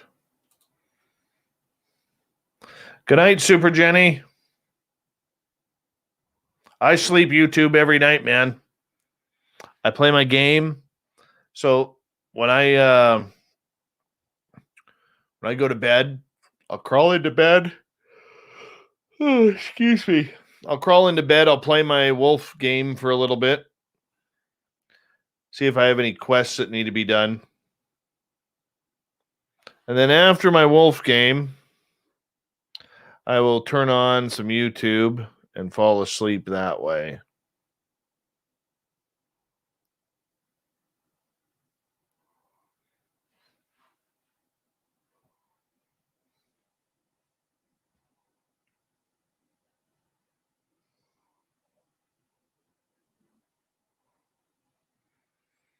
Usually I am listening to some sort of I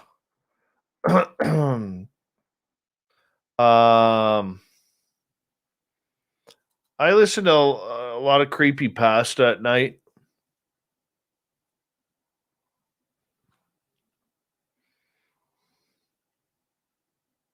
There's a couple good channels out there.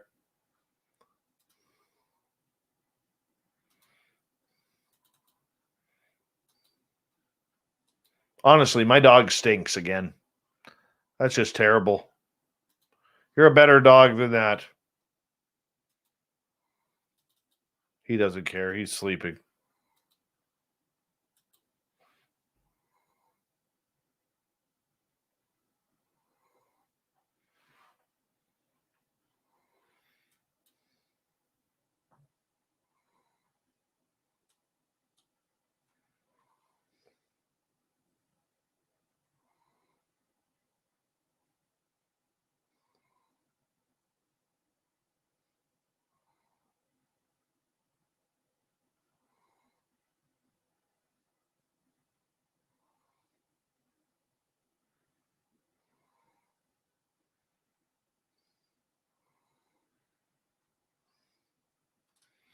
There they are. 218-879.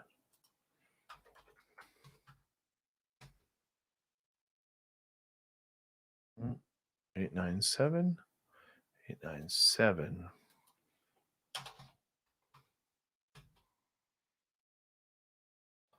Then 706-926.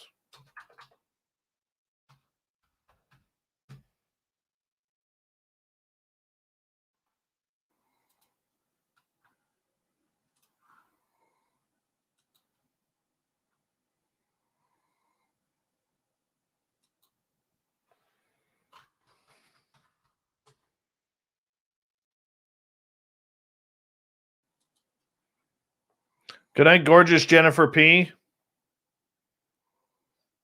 I say that every night before I go to bed that I'm a tired little bitch and I must sleep now.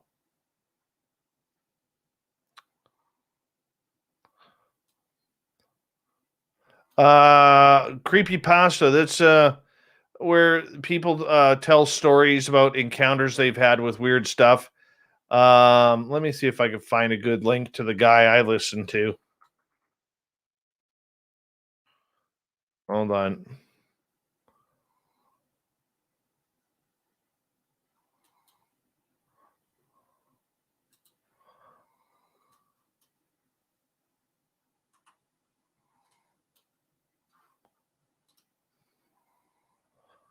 This is the guy I listen to, Mike.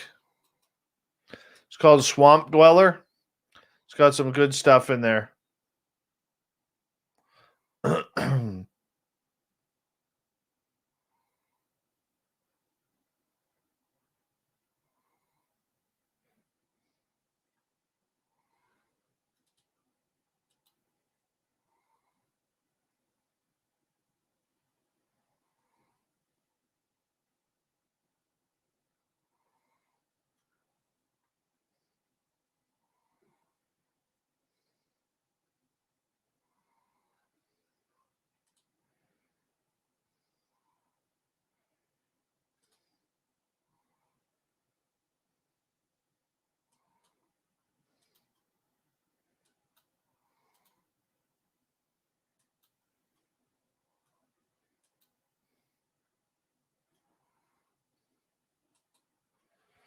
Yeah, I'm a big fan of his.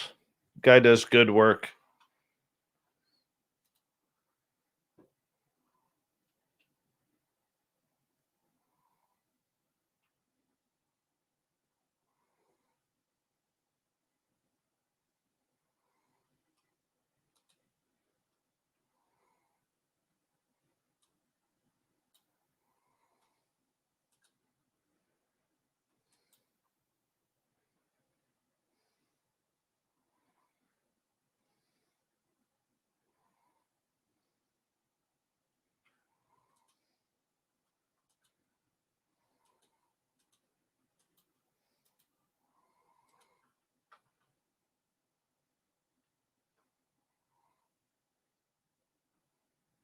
I don't know. I'm just usually out within a couple minutes.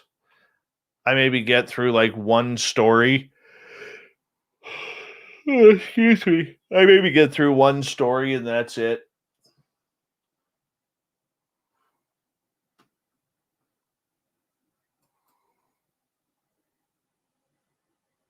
Why am I all blurry on YouTube? Oh, probably because I'm downloading. That's why. That's probably why, because that takes up a lot of memory and not memory, but computer stuff.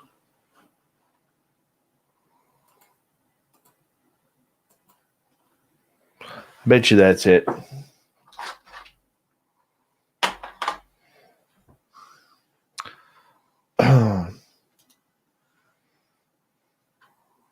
That should stop now because we're done downloading. Oh, and then I'm transferring files too. So I got a lot of stuff going on the computer right now. That's why. Okay.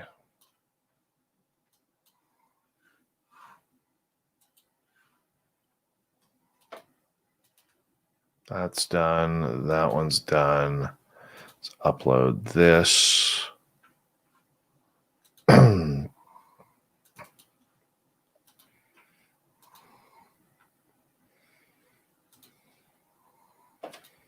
Yeah, that's definitely why. Shows you my technical savvy there, Cherry Pepsi Mike. It takes up a lot of the stuff there. Yeah, a lot of computer stuff there. Gonna have some water here.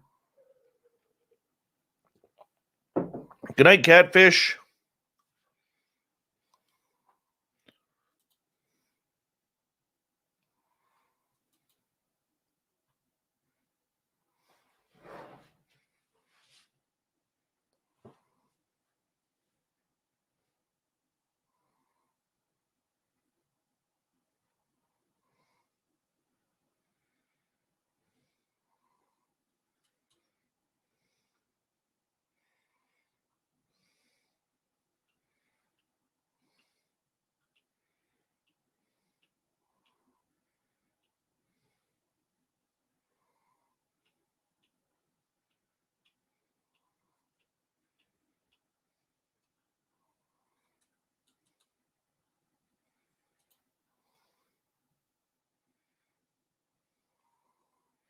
Good night, gorgeous Rafaela. Down to 61 viewers. Down to 61.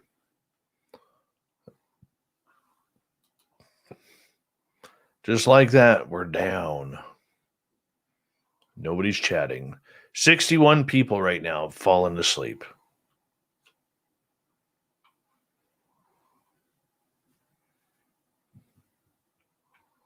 Here I am, all alone in the universe.